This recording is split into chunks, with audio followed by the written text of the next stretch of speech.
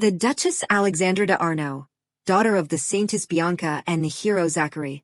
She is the only one who understands Cyril, the kingdom's crown prince, and also the secret love he has held for many long years.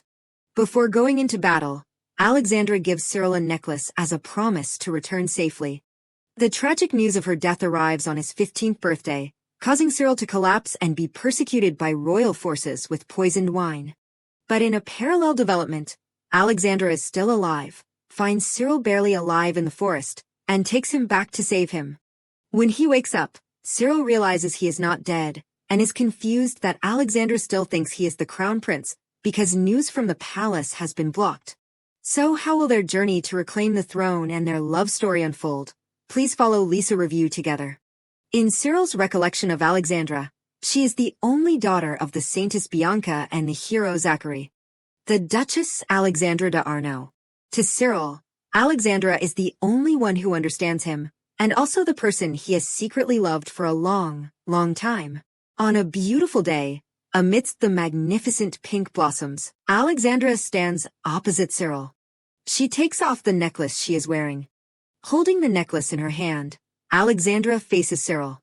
She places the necklace in his hand and gently reassures him, "Please do not worry. I will return to your highness safe and sound, at all costs." Under the brilliant sunlight, the necklace in Cyril's hand shines like the hope that Alexandra gives him. Alexandra takes Cyril's hand, her voice soft but full of confidence. "Please keep this necklace until I return." Cyril's hand silently clutches Alexandra's necklace. His lips are slightly pursed, words unspoken. Recalling Alexandra's smiling face, Cyril thinks to himself, "Before the unease in my heart, she smiled, as if comforting a little brother." He cannot help but feel regret. If only I had known that was the last time I would speak to her, even just once, I would have revealed all the feelings I have kept hidden in my heart for so long. Cyril still remembers clearly the moment he received the tragic news. It was a lonely sunset. The soldier's report rang out like a thunderclap in clear skies. "Your Highness." The leader of the troops, the Duchess Alexandra d'Arnaud, saying this, the soldier choked and could not speak. He silently offers Cyril a piece of fabric from Alexandra's clothes, the fabric soaked in blood instead of words. Seeing the piece of fabric stained with bright red blood, Cyril's hand, which was clutching Alexandra's necklace, immediately trembled. He could never forget the day she died on the battlefield. It was also Cyril's 15th birthday. At that moment, Cyril felt like the sky was falling, the remorse with the idea that the war was not what killed her, but me, causing Cyril endless pain. He covered his face and sobbed. Suddenly, Cyril froze. He heard heavy footsteps approaching. Cyril looked up, a cold, dark cloak swept past. He understood that a cowardly emperor, without allies by his side like him. Losing Alexandra, Cyril lost his only hope. His eyes gradually became empty. From the beginning, in the cold imperial palace, he could not speak his mind even once before the pressure of the powerful royal families. And then, with no other choice, he had to send Alexandra to the battlefield, only for her to sacrifice herself in vain. Without support, Cyril was surrounded by royal forces, who sent soldiers to capture him. Despite Cyril's struggles and shouts, "Let me go, you bastards! How dare you? Do you know what you are doing?" Cyril's shouts had no effect on them. Two soldiers quickly twisted his arms behind his back and pinned him to the cold stone floor. Cyril's crown also fell to the ground. At this moment, someone with authority came forward, casting a contemptuous look down at Cyril. He sneered at him, "You poor child, do you still think you have power here?" Then, he picked up a glass of wine. His rough hand grabbed Cyril's hair, forcing him to look up. He slowly opened his mouth. "Alexandra, since the Duchess Alexandra d'Arnaud left you, you are just a beast, waiting to be torn apart and devoured." As soon as the words were spoken, he poured the wine swirling in the glass into Cyril's mouth. He tried to struggle, but in vain. The red wine just lingered in his mouth. Cyril felt as if a fire was burning his mouth and throat, quickly churning in his stomach, and he writhed in pain that he had never dared to imagine before.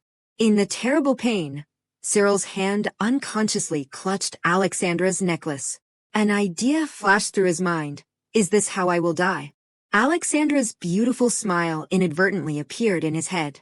Cyril wondered, was she also this scared? Is death this painful? Lying in a pool of blood, next to Cyril at this moment was only the utmost regret. If I had known that death was this painful, I would have protected her safety at all costs. Cyril's eyelids gradually closed, a tear silently fell. He softly called her name one last time before breathing his last, Alexandra. In a parallel development, in a green forest, a rabbit is looking around blankly. Suddenly, a cold, sharp light flashes in the bushes, alerting the rabbit. Sure enough, a moment later, a sudden whooshing sound is heard, followed by an arrow that grazes the rabbit. Escaping death by a second, the rabbit hurriedly scurries away. Following the rabbit's shadow, a girl steps out from the bushes. It is Alexandra. She sighs regretfully, missed it. Holding the arrow in her hand, Alexandra pokes at the white rabbit fur on the ground, her face showing obvious disappointment. What a pity, its fur is clearly beautiful. The morning sunlight gently shines down, causing Alexandra to squint her eyes for a moment. Her eyes open slightly, and her pupils suddenly contract. Before her is Cyril. He lies motionless on the rocks. Alexandra is momentarily stunned. What is that? She carefully observes Cyril. His eyes are tightly closed. The corners of his mouth are bleeding. Fortunately, he still seems to be barely breathing. At this time, at Alexandra's house, an old man is laboriously carrying a basket of clothes. The old man has a benevolent face, with glasses on his right eye, giving the impression that he is a well-read and knowledgeable elder. Even though the clothes he wears are simple, they cannot hide his dignified demeanor. He looks up at the clear blue sky and smiles slightly. The sun is so warm today. The clothes will dry quickly, you will see. At this moment, Alexandra runs from afar, with a flustered expression. Vincent, help me with something.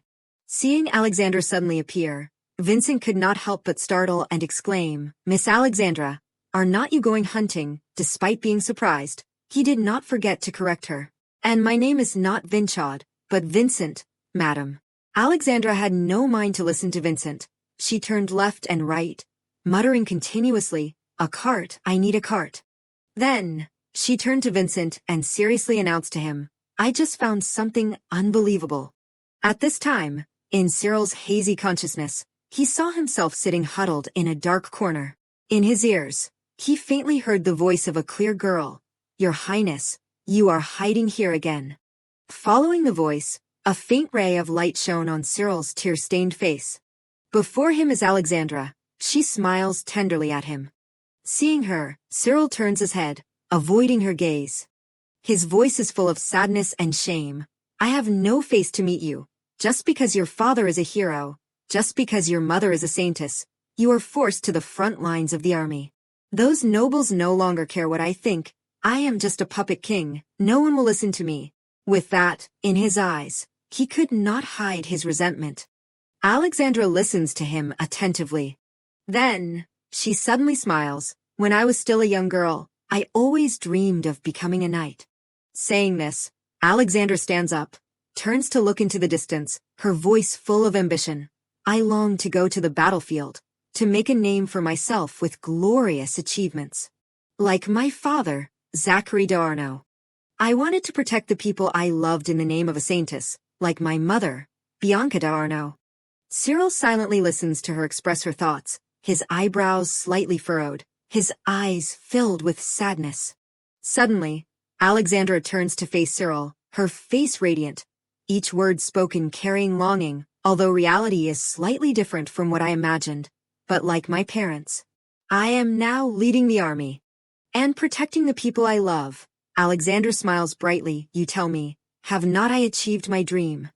As if suddenly remembering something important, Alexandra reaches out to take off the necklace on her neck. Let me give you this. The necklace is ivory white, with a jet black pearl in the center. Cyril looks at the necklace, his lips move. This is. Understanding the doubt in his heart, Alexandra kindly explains, I told you before, did not I? This necklace always finds its way back to me. As she speaks, she hands the necklace to him, also giving him faith and hope. Alexandra gently takes Cyril's hand and kindly comforts him. I will cast a spell on it to ensure that I will return to your side. She promises him, I will return safely, and I swear that I will always be your voice, your sword. Alexandra's emerald green eyes and promise at that moment were completely engraved in Cyril's mind. Engraving her promise, in his darkest hour, Cyril always held onto her necklace and kept calling out, "Come back, Alexandra." He saw Alexandra's figure getting further and further away. He frantically reached out, trying to hold on to her. She promised to return to me. The tears of the emperor blurred Cyril's eyes. Holding the necklace in his hand, he kept begging Alexandra's figure, "Come back. Come back here, Alexandra." His hand clenches tightly. At this time, Alexandra is standing next to Cyril. She stares at him in shock. So in his dream, he had inadvertently grabbed her hand. His hand was now soaked in sweat. Cyril finally wakes up. He lies on the bed, blankly looking at Alexandra. Seeming not to believe his eyes, he stares at Alexandra without blinking, tears involuntarily streaming down his cheeks. His consciousness also calls out her name at the same time, Alexandra. Suddenly, Cyril sits up. He immediately wants to call out her name, but the words about to come out of his mouth cause his throat to throb with pain. Cyril instinctively covers his mouth with his hand, his eyebrows furrowed. The pain causes Cyril to curl up like a shrimp. He coughs repeatedly. Alexandra stands next to him, gently patting his back while softly advising, "Do not force yourself to speak. Your throat is already torn." Cyril listens to her, and the pain in his throat finally subsides. In his head, he imagines the moment that he thought was his last. "I clearly remember hearing that Alexandra had died, and that I had drunk poison." The images in his memory intertwined and overlapped in his mind. Indeed, the feeling of the hot wine being poured on his face and then spilling down his throat, causing him to writhe in pain, is still clear. Remembering this, Cyril became even more certain. That is right, I must have died. His hand unconsciously clutched the blanket. Cyril suddenly remembered a story that had been told. That when a person dies, they will meet God, and that God will appear in the face of the person they feel the most guilty towards. So when Alexandra appeared before his eyes, he thought it was not her, but God. While Cyril was still confused, he heard Alexandra's voice in his ear, "Can you write?" He looks at her and nods slightly. Alexandra immediately hands him a piece of paper. Then, she pulls up a chair and sits down opposite him, her voice clear and distinct. "Then answer my question here, your name." Hearing Alexandra's question, he immediately writes his name on the piece of paper, Cyril. Seeing his name is Cyril, Alexandra nods, same name as the crown prince. Her words cause Cyril to be puzzled. He wonders, the crown prince, it has been a year since I inherited the throne. Before he is finished being confused, Alexandra introduces herself. "I am Alexandra d'Arnaud, daughter of Duke Zachary d'Arnaud." Hearing this, the pupils in Cyril's eyes contract. Not the Duchess. She says she is the daughter of Duke Zachary d'Arnaud. Only then does Cyril see that everything is starting to become strange. The god standing before him is in the young form of Alexandra, a form he has never seen before. Returning to the present time, after introducing herself, Alexandra suddenly takes out the silver necklace that she once gave him. She questions Cyril, "Where did you get this necklace? Why do you have it?" Seeing that familiar necklace, sweat suddenly breaks out on Cyril's forehead. Alexandra's promise in the rose garden at that time still echoes in his ears. "I will cast a spell on it to ensure that I will return to your side." Now meeting her again, he silently calls her name, Alexandra. At that moment, he realizes, "I am not dead. I have returned to her childhood." His heart at that moment seemed to skip a beat. Between the two of them at this moment is only silence. Just a few hours ago, when Alexandra carried Cyril home from the forest, Vincent's eyes widened and he exclaimed, "Oh my goodness." He recalled Alexandra's childhood. When his young master was little, she would often bring home shiny fruits just because they looked beautiful, and then gradually she would bring back frogs or moles, and keep saying that they were so cute. But at that time, I wondered what kind of person his young master would become in the future. Looking at Cyril, who was unconscious before his eyes, the emotion in Vincent suddenly surged. He exclaimed, could it be that all of that was so that one day his young master would bring back a lovely, young man like this. Alexandra wiped the sweat from her face and said to Vincent, "He is still breathing, so I brought him to your house because it is closer than Arno Castle." Saying this, she thought to herself, "This is the first time I have had to deal with something like this." Vincent saw her awkwardly supporting Cyril and told her, "First, we should bring him inside the house." At this moment, the silver necklace that Cyril had always been clutching in his hand suddenly fell from his hand. Fortunately, Vincent accidentally saw it. He picked up the silver necklace and called out to Alexandra, "Miss, something fell from his hand." As soon as she saw the silver necklace, Alexandra could not help but be surprised. Really? She picked up the silver necklace. Looking at the silver necklace in Alexandra's hand, Vincent felt that this necklace looked very familiar. Is not this exactly the same as his young master's necklace? That is why, as soon as Cyril woke up, Alexandra asked him, "Where did you get this necklace? Why do you have it?" Facing Alexandra's questioning, Cyril did not know how to answer. He pursed his lips, sweat pouring out like a shower. Alexandra, on the contrary, was not in a hurry. She carefully observed the necklace and assessed, "This necklace, it looks exactly like the one I have, although I am not wearing it now." Saying this, she looked up at him, repeating the question, "Where did you get this?" He moved his lips. Cyril really wanted to use his own mouth to answer Alexandra's question. "You are the one who gave it to me, Alexandra. You are the one who said that the necklace would return to you, that you had cast a spell on the necklace, so that it would always return to your side." He wanted to tell her, "It is me, Cyril Irian de Servan, it is." But the reality is cruel, even if he tries to open his mouth, uttering sounds all day. She cannot hear. Basically, Cyril is no different from a mute. Even if he says anything, the words out of his mouth are just the sound of the wind. Pain and helplessness. Cyril thinks that everything is hopeless. He bows his head, his whole body trembling slightly. Tears stream from Cyril's sad eyes. Alexandra, she has returned to his side as promised. But she does not have any memories of him. Cyril suddenly remembers his mother. One gloomy evening, she hugged him. Cyril at that time was still a little boy. He cried and begged his mother, "Please do not go. Do not leave Cyril alone." Cyril's mother gently stroked his head, her voice sad and melancholic. "Cyril, I have to return to my homeland on the orders of the king, but do not forget this. You are the sole heir to the throne, personally chosen by the king. There will come a day when you will surely become a king who brings peace to the entire continent." Saying this, Cyril's mother gently wiped away the tears on his cheeks. Cyril could only hug his mother tightly, cherishing the last precious moment he had with her. From then on, he was always alone. Cyril grew up in depression. He always withdrew into himself, living in fear and insecurity. What his mother said when she left Cyril was no different from wishes that would never come true. For this reason, there was no innocent smile on Cyril's face. Instead, there were wary eyes mixed with sadness. That was also Alexandra's impression of him when they first met. At that time, he sat on the throne and asked her, "Who are you?" Different from Cyril's shyness, Alexandra appeared with a confident demeanor and a sincere smile. I am Alexandra of the Arno family, daughter of Duke Zachary. From now on, I will be your partner." Hearing Alexandra's introduction, Cyril's face remained the same, expressionless, with a cold look. After a moment of silence, he stood up and said indifferently, "Could it be that the Arno family knows nothing about the rumors about me?" As he spoke, he walked towards her.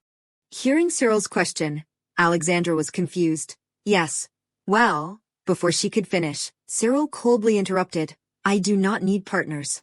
He said sternly, "After all, an emperor like me can be eliminated at any time." Finishing his words, he turned and left. On a beautiful day, warm sunlight shone on the magnificent palace. However, inside the desolate palace, the icy atmosphere was completely opposite. Cyril sat on the throne, but in his ears were malicious whispers. "Have you heard the news?" Those gossipy royals secretly glanced at Cyril and continued to gossip behind his back.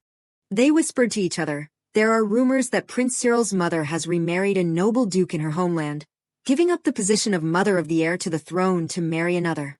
Even though the alliance between us has ended, Is not that a blatant insult to Sevdan? If Prince Cyril really ascends the throne, who knows what he will do, using that as an excuse. That is why King Audley should issue a royal decree as soon as possible, and appoint a legitimate heir to the throne. These vile words completely reached Alexandra's ears. Every word spoken made her face colder. Alexandra went to talk to Cyril, Your Highness. However, in response to her was only his frustrated sigh. Cyril asked Alexandra in a sarcastic tone, Do you think I am just a useless crown prince for you to easily take advantage of? Not giving her a chance to explain, Cyril directly dismissed, I think I do not need to say anything more.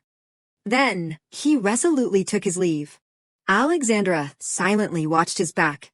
Nevertheless, Alexandra still came to find Cyril every day. Whenever there was a chance, she wanted to talk to him. For example, she actively went to the roof garden, taking advantage of when Cyril was painting. Alexandra secretly signaled to him. Even though Cyril ignored her, she persisted day after day. Every day, she often went to the palace to meet Cyril. Even though she and he did not talk at all. One day, while Cyril was watering the roses, Alexandra suddenly appeared, startling Cyril. He angrily shouted, You are so scary.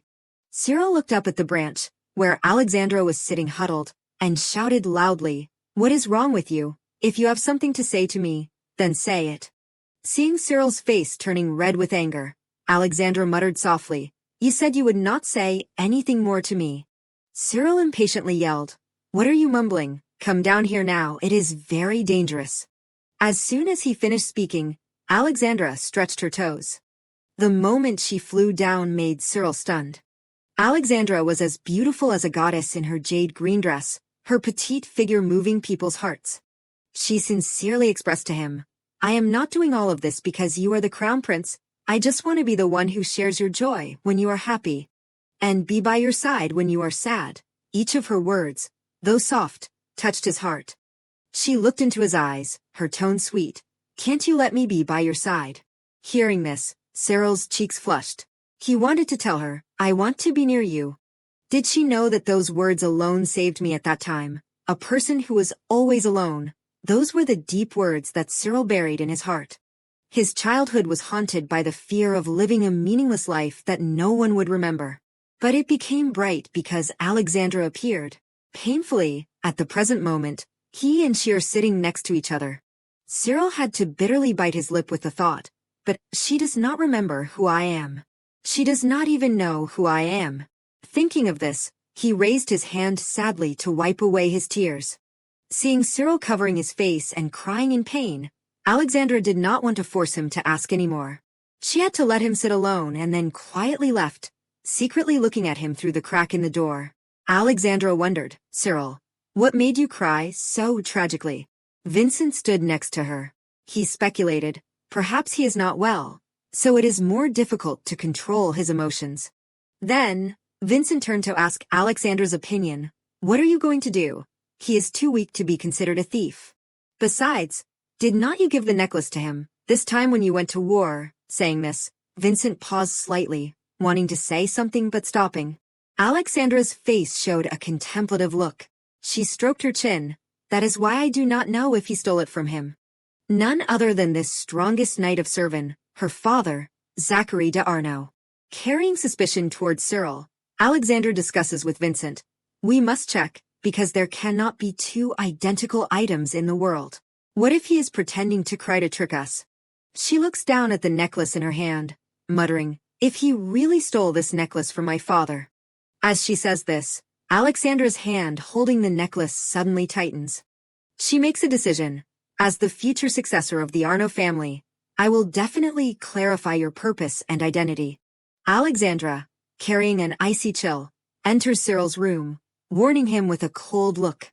Night falls, at Vincent's house. Alexandra helps Cyril walk, step by slow step. Arriving at a cramped room, she instructs him, stay in this room until you feel better. Cyril still has not recovered. He breathes wearily. Following Alexandra's instructions, he looks around his new room. For a moment, Cyril feels surprised. A room. Does she call this a room and not a storage room? Even the bed is almost the size of the sofa in the living room. Alexandra does not care what Cyril thinks. She calmly helps him sit down on the bed. Bringing her face close to his, her tone slow, "Right now, you do not have the strength to do anything anyway." As she says this, she suddenly threatens him. "Listen carefully, if you do anything to harm Vincent when I am not here, I will hunt you down to death." Alexandra's emerald green eyes, which were originally very beautiful, now become so cold that Cyril shudders. Before leaving, she does not forget to turn around and remind him with her eyes. Following Alexandra's back, Cyril feels a pang of regret. Did I have that kind of expression when I turned my back on her before? He can only sigh. Why does not Alexandra have that necklace at this moment? No wonder I am being suspected. Lost in thought, Cyril suddenly feels a sharp pain that makes him bite his lip. He falls down, while hurrying to cover his mouth. After stabilizing his breathing, he thinks, those memories are so real that I was in so much pain that I thought I was going to die. If Alexandra was still in Arno at that time, it must have been about 10 years ago. As he thinks this, he leans back against the head of the bed. He calculates, then I must be about 5 years old now. His eyelids droop. 5 years old. Surely, Cyril at 5 years old is in the lonely imperial palace, sitting and sobbing. Cyril remembers, at that age, I had to sleep alone and was not allowed to be near my mother. In that large and lonely room, perhaps the loneliness does not come from that room, but from the fatigue after a long journey alone. The memory makes Cyril involuntarily shed tears. Remembering Alexandra's image from this afternoon, he feels somewhat comforted. Even though I know she does not know who I am, I still feel a little lighter knowing that she is alive. The flashback continues. Her murderous expression from earlier suddenly appears along with the threat. I will hunt you down to death, making him feel hurt. That is a bit harsh. It hurt me a little. Even so, thinking of Alexandra, Cyril's lips slightly curve up. That night, he feels strangely peaceful. The next morning, the sun shines its morning rays on all things.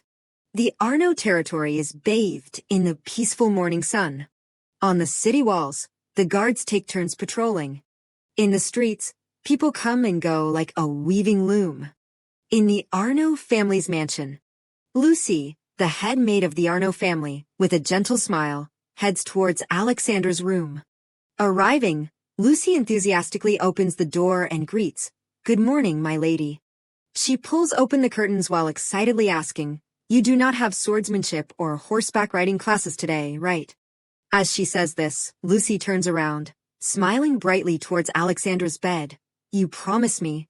Remember, on days without classes, you will wear that dress." Lucy hums as she speaks. "Do you know how much I look forward to this day every week? I even chose a dress the same color as your lady's eyes."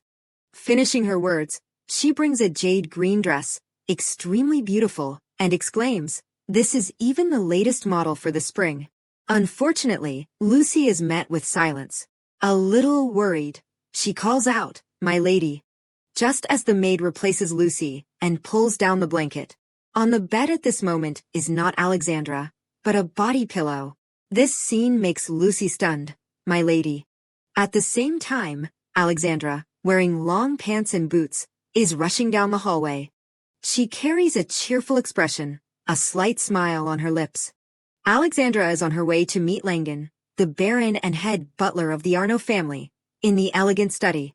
Alexandra sits opposite Langdon. On the table, the tea is still steaming.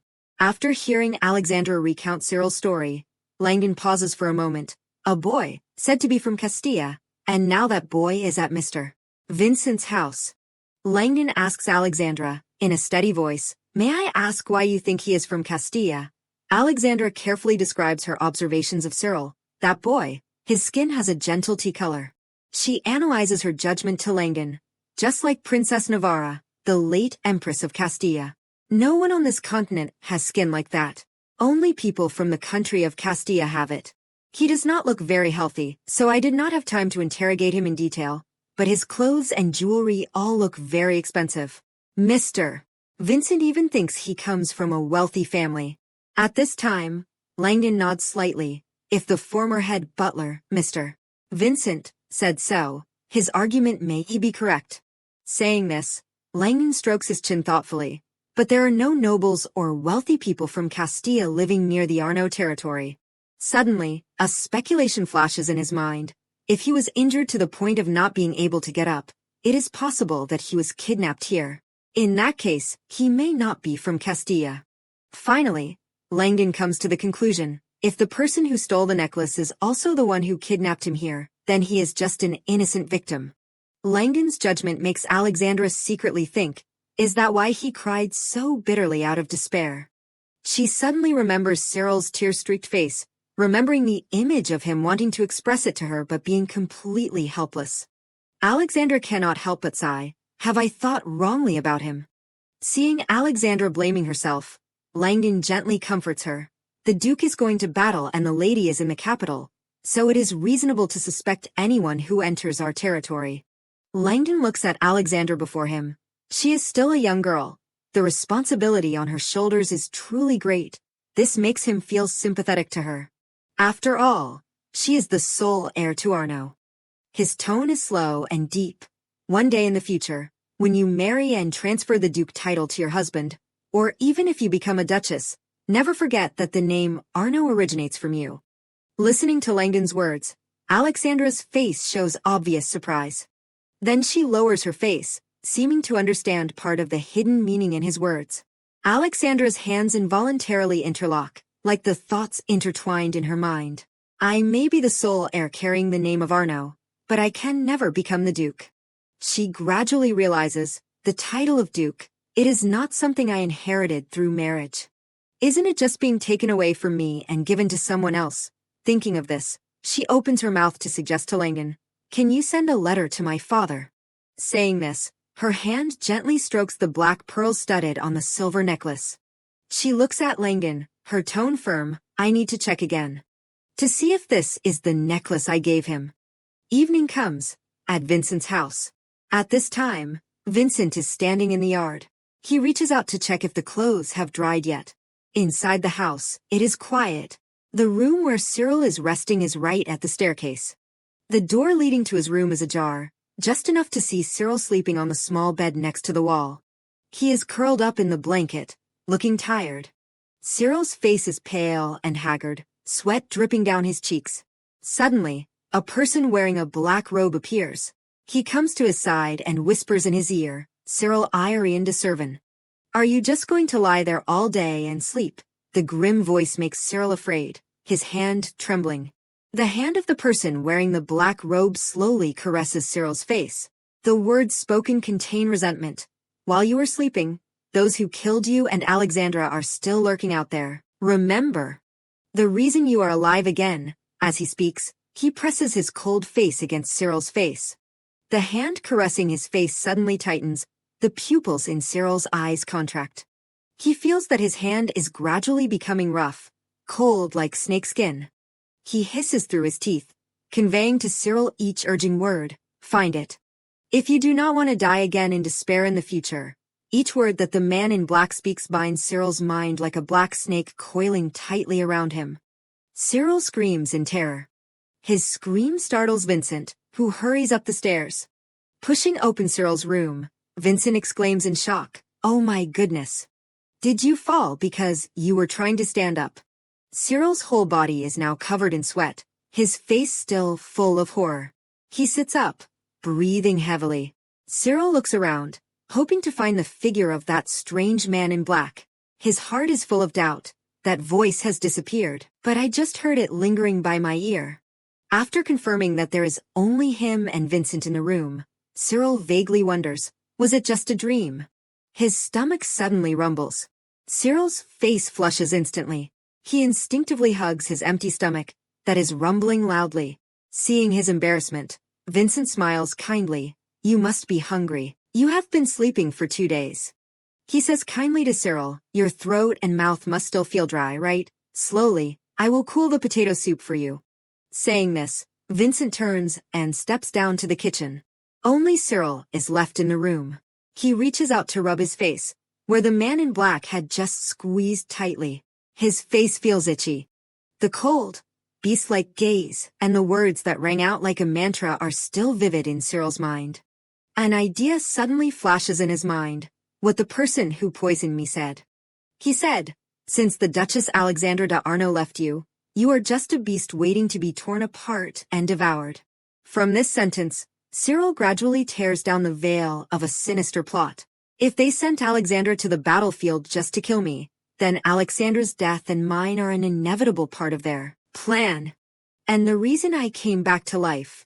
Thinking this, he stands up, walking unsteadily down the stairs. Cyril's hand suddenly clenches tightly. He makes a decision. If my death and rebirth are linked, then I must find the reason why I was reborn in Arnaud. I must find the clues first. Meanwhile, Alexandra is focused on practicing swords with Robert, her swordsmanship instructor.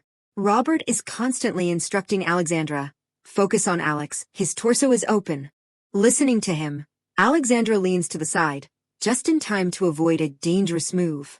Robert happily notes, "That is right, you blocked it." As she is practicing swords, Thomas and Jeans happen to pass by the training ground. Seeing Alexandra, Jeans shows obvious surprise. Miss Alexandra is here. Thomas standing next to him is also puzzled. She cancelled all her schedules to other territories to train to be a knight. I heard that schedule was to prepare for a marriage. I thought she would completely stop training. Hearing this, Jeans immediately exclaims excitedly, "Really? Does that mean we will see her wear dresses more often, like the time at Halloween last year?" Remembering Alexandra's beautiful appearance when she wore the masterpiece dress of the head-maid Lucy, both Jeans and Thomas have to admire. Jeans affirms, "It will definitely be very beautiful." Thomas also nods. "I heard that she will even wear a dress to the training ground, even though it is a pity it is not armor." While the two of them are still immersed in their thoughts, Jean suddenly interrupts. "Hey, Miss Alexandra is also of marriageable age, right? If they speed up the preparations for the wedding, won't she have to stop all her night classes?" Thomas, on the other hand, does not care much. He clicks his tongue. "I am just curious who that guy is. I mean, who is lucky enough to marry the lady." While the two of them are still discussing Alexandra's marriage, Cyril on this side is sweating while pushing a cart, helping Vincent. Seeing Cyril approaching, Alexandra secretly watches him. She sees Cyril trembling, walking slowly. His appearance pushing the cart is somewhat awkward. Alexandra calls out to Vincent, "Vincent." She looks towards Cyril and whispers in Vincent's ear, "That guy, is he better?" Vincent frowns. "I am Vincent, madam." After correcting her, he carefully assesses Cyril's current condition. He is gradually getting better. He is getting better than just lying in bed all day. He smiles kindly, moreover. He absorbs what I teach very quickly, although not very good. He always completes it with an optimistic attitude. Thanks to him, this old man has less work to do. Hearing Vincent praise Cyril, Alexandra only silently moves her gaze towards Cyril's back. Indeed, Cyril looks weak, but he has clearly tried very hard. She walks over to him and asks, "Have you regained your memory yet?" Facing Alexandra's sparkling emerald green eyes, Cyril is momentarily stunned. He imagines, suppose he tells her the truth. "Wait a minute, Alexandra. I think I have gone back to the past to save you." However, he quickly dismisses that far-fetched thought. "There is no way she would believe me if I said that. That kind of tone does not sound right either." Even so, he can't stop himself from secretly dreaming that she will take his hand and gently murmur, "Really? Thank you." That vision makes Cyril's face flush instantly. He thinks to himself, "Anyway, I have not heard that sound yet." Finally, he tells himself, "It is better to say that I do not remember anything." Acting is feeling. He faces Alexandra, shaking his head vigorously. Seeing this, Alexandra can only nod. "I understand." Looking at her reaction, Cyril has also partly guessed. When he did not reveal the origin of the necklace, Alexandra suspected him, but then, she seemed to have changed her mind, thinking that the real thief of the necklace was the one who hurt and abandoned me. While he is lost in thought, Alexandra suddenly speaks, "I did not realize it when you were lying there. You are much taller than I thought." Alexandra looks up at Cyril, her eyes showing admiration. "That is great. They say that boys will continue to grow even more after 20 years old." Cyril lowers his eyelids. He silently gazes at the 10-year-old Alexandra. Then, his eyes close, and memories flood back one after another. She too, She will also continue to grow until she is 20 years old, Alexandra. I remember she smiled brightly and said that she was happy to be like her father in that regard. At that time, I always wondered if I could catch up with Alexandra's height. If my eyes were at the same level as hers. What kind of look would she give me? Would she look at me with different eyes at that time? I had imagined it. Now that it has become a reality, his and her vision meet. Cyril suddenly feels his cheeks burning hot. He quickly turns his head away, not daring to look for long into those blue eyes like autumn lakes. At this moment, Robert's call comes. Alexandra, where are you? Alexandra hears Robert call her name and quickly responds, I am here, Mr. Robert, I am coming. Finishing her words, she turns to wave goodbye to Cyril. I will come find you later, take care. Alexandra leaves. Cyril still watches her go. Her back gradually disappears. On the way back to Vincent's house, Cyril is constantly thinking, is not Alexandra going to become a knight? According to his memory, in the past, Alexandra could not become a knight, but currently, she is still in Arno, training to become a knight. If according to the progress of the previous timeline, I must not be separated from this person. Thinking this, Cyril's gaze stops on the back of the person in front of him. It is Vincent, the former head butler of the Arno family. According to Cyril's understanding, it is no exaggeration to say that Vincent is the spiritual pillar of the Arno family. Based on the development of Cyril's past life, in the near future, Alexandra will give up her dream of becoming a knight that she has always longed for. The beginning of that is Vincent's death. While Cyril is calculating his next step, Alexandra is at the archery range. She is diligently wiping the shield. Seeing this, both Thomas and Jeans cannot bear it. Thomas steps forward and calls out loudly, Miss Alexandra. Jeans standing next to him continues, just leave it there, let us do it. In response to the two of them, Alexandra only smiles. It is okay. Today is my turn to polish the shield. Every time they face her smile, Thomas and Jeans are extremely embarrassed. Thomas awkwardly opens his mouth. But miss, you are about to start your etiquette class. You do not necessarily have to do these things. Even so, Alexandra does not stop. She looks at the shield as if looking at a companion. Her hand holding the wiping cloth is even more gentle and careful. He is still arguing with Alexandra about polishing the shield when Robert's shout comes from behind. Hey, stop right there. Mr. Robert, who is also the current sword training instructor of the Arno family, is standing with his arms crossed, sternly scolding Thomas and Jeans. How many times do I have to remind you that, as long as I am standing on the training ground, she is not Miss Alexandra, but apprentice Knight Alexandra. Thomas and Jeans, have you finished all the tasks I assigned you on the battlefield? Will you give the reason that you cannot complete the task because you are helping others? As soon as Robert finishes speaking, both Jeans and Thomas panic, constantly saying, we apologize, Mr. Robert.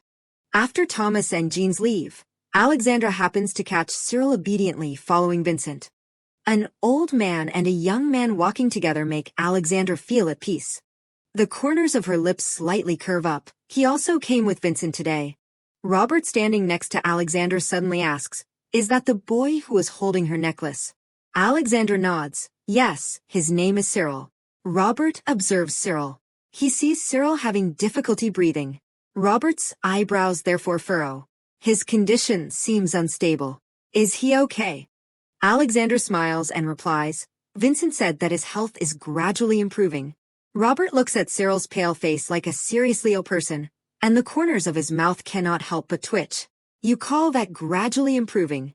Robert crosses his arms, his tone not hiding his worry. Then it is not good to let him wander around the castle like that, right? I heard that he does not remember anything but his name. Alexandra also agrees with him. That is right. She wipes the shield while saying to Robert, Servan has entered the war phase, led by the Arno army. Alexandra expresses her concern. It is possible that he is a spy planted by the enemy. Her words unintentionally fall into the ears of Thomas and Jeans. Meanwhile, Alexandra continues to recount the whole story to Robert. Actually, at night, I secretly leave the castle to go to Vincent's house, without letting head maid Lucy know. She recalls, every night, She would wear night clothes and secretly return to Vincent's house. Alexandra would carefully step up the stairs, entering Cyril's bedroom. Through the ajar door, she observes Cyril's condition. At first glance, Cyril seems to have fallen asleep. However, Alexandra realizes, even though Cyril is sleeping soundly, in his dream, he hardly gets any peace. His hand clutches the bedsheet, sweat dripping down like a shower. Tears constantly stream down his face.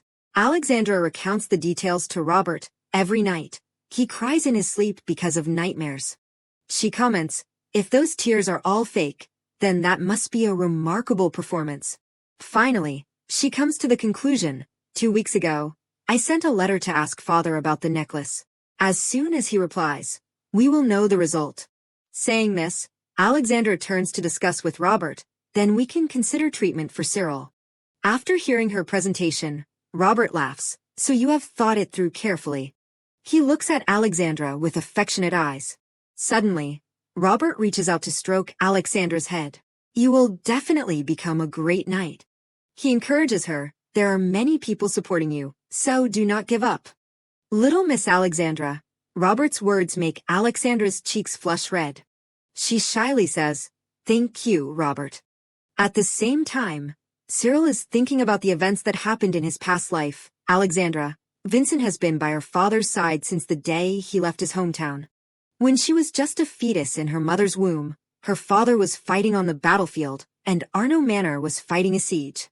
They say that Vincent took care of her mother during that difficult time. For the Duke and Duchess, they see Vincent as a father, and for her, he is like a grandfather. Alexandra once told Cyril, I was by Vincent's side when he passed away.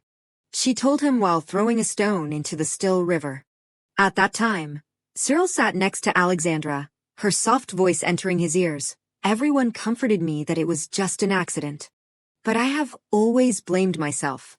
Alexandra confides in Cyril, there was a time when I could not ride a horse anymore. Saying this, Alexandra gives a sad smile. I realized that a kid like me at that time could not do anything. Her voice is full of regret. I punished that 10-year-old for not being able to protect the person I loved, that is, giving up the dream I had always longed for. Even though Vincent's accident at that time happened more than 10 years ago, Alexandra has always blamed herself. If only I had been faster, Vincent could have been by my side for longer. She secretly wishes, if only I were stronger. Back to reality, at Vincent's house. Cyril is carefully stepping down the stairs. He comes across Vincent, who is fidgeting and muttering, that is strange, I remember just wearing my glasses. Cyril approaches him, he reaches out and takes off the glasses that are on Vincent's head. Vincent looks at the glasses in Cyril's hand and scratches his head. Oh my mind has been wandering lately, always forgetting things. He puts on his glasses while thanking Cyril. Thanks to Cyril, I do not have to climb to the second floor to find my glasses. I am going out for a bit. Saying this, Vincent waves goodbye to Cyril. He watches Vincent's back. A moment later, Cyril decides to follow Vincent. Hearing footsteps, Vincent turns around. He sees Cyril running after him and chuckles. Oh my, are you going to stick to me like glue? With Cyril accompanying him, Vincent feels very happy. Even so, he does not forget to kindly advise him, do not try too hard. This old man likes to have a companion to chat with when walking, but no matter what Vincent says, Cyril insists on following behind him. He thinks, Alexandra said that he died in some accident. But she never told me what the accident was, or when it happened and where. As he is contemplating, Vincent's call pulls him back to the present. Cyril, look there. He reaches out and points into the distance. It seems that the lady has a horseback riding class today. Following the direction of Vincent's finger, Cyril's eyes suddenly light up. Before his eyes, Alexandra is riding on horseback, her demeanor as majestic as any man. Her face is radiant with a sunny smile. Cyril smiles slightly. In those days when she dreamed of becoming a knight, she looked so free. Watching Alexandra's figure makes Cyril feel his heart skip a beat. He stares at her without blinking. Alexandra's happy smile inadvertently reminds Cyril of the incident that will change her life. He is sure that this is the reason he was brought back to Arno 10 years ago. While Cyril is immersed in his thoughts, He is unaware that he has become a thorn in the side of Thomas and Jeans. Both of them are secretly observing him. Then, Jeans secretly signals to Thomas with a nod. A few hours later, in the bustling town, people come and go. Vincent is surrounded by people. A woman steps forward to ask for his opinion. My son sold the calf that was used to pay the land use tax. Without my knowledge, I can't give birth to another calf. What should I do, sir? Vincent relies on his knowledgeable understanding to gently explain to her, if your son, then he is trying to sell the calf to get money to buy medicine for you. So I believe that the Duke will sympathize with that. You should present everything to Baron Langdon. Another person in the crowd continues to ask, Mr. Vincent, it seems that this year's apple harvest will decline. Do you think the Duke will consider that as well? While Vincent is busy answering questions for the people, Cyril sits not far away. He carefully contemplates, why does a retired butler have to ask the people every day like this? At first I could not understand, but gradually I understood a little more when following him like this. People in the territory often come to Vincent for advice on their circumstances. Vincent, literally, is the father of the Arno territory. Cyril finally realizes, even though it is true that everyone in Arno trusts Vincent, they also have faith in their Duke. Because they believe that their master is a fair person. They can ask the person whom the Duke trusts very much, anything they want. This thought makes Cyril feel hurt. If only I had such a loyal bodyguard before. Looking from afar at the crowd surrounding Vincent, Cyril feels the loneliness appearing more clearly. He wonders, can I become a person who can lead the hearts of the people like Duke Arno? Suddenly, a hand suddenly covers Cyril's mouth. It is Jeans. He takes advantage of the fact that Vincent is discussing with the people to kidnap Cyril. Jeans drags Cyril into a secluded corner and violently shoves him to the ground. Jeans stands in front of Cyril, questioning sternly, you are the boy from Castilla whom Miss Alexandra took in, right? Thomas standing next to him also continues, I am talking to you, who sent you here? Thomas shouts, I am talking to you, who sent you here? Cyril thinks in confusion, sent here. Jeans pats his head and nitpicks, Thomas, is that what you call interrogation? Of course, he was sent here by the neighboring country, you idiot. Thomas is embarrassed. Oh, okay, then. Did the neighboring country send you here to spy on Duke Arno and then go back? He thinks, I did not know that, even though I was born and raised in Servan. People still treat me like a foreigner because I have a different skin color than them. Cyril grits his teeth and tells himself, this is not the time to think like that. I lost Vincent in that crowd. I have to quickly return to his side. He uses his strength to push away the hand that is grabbing his collar, causing Thomas to shout in surprise, you.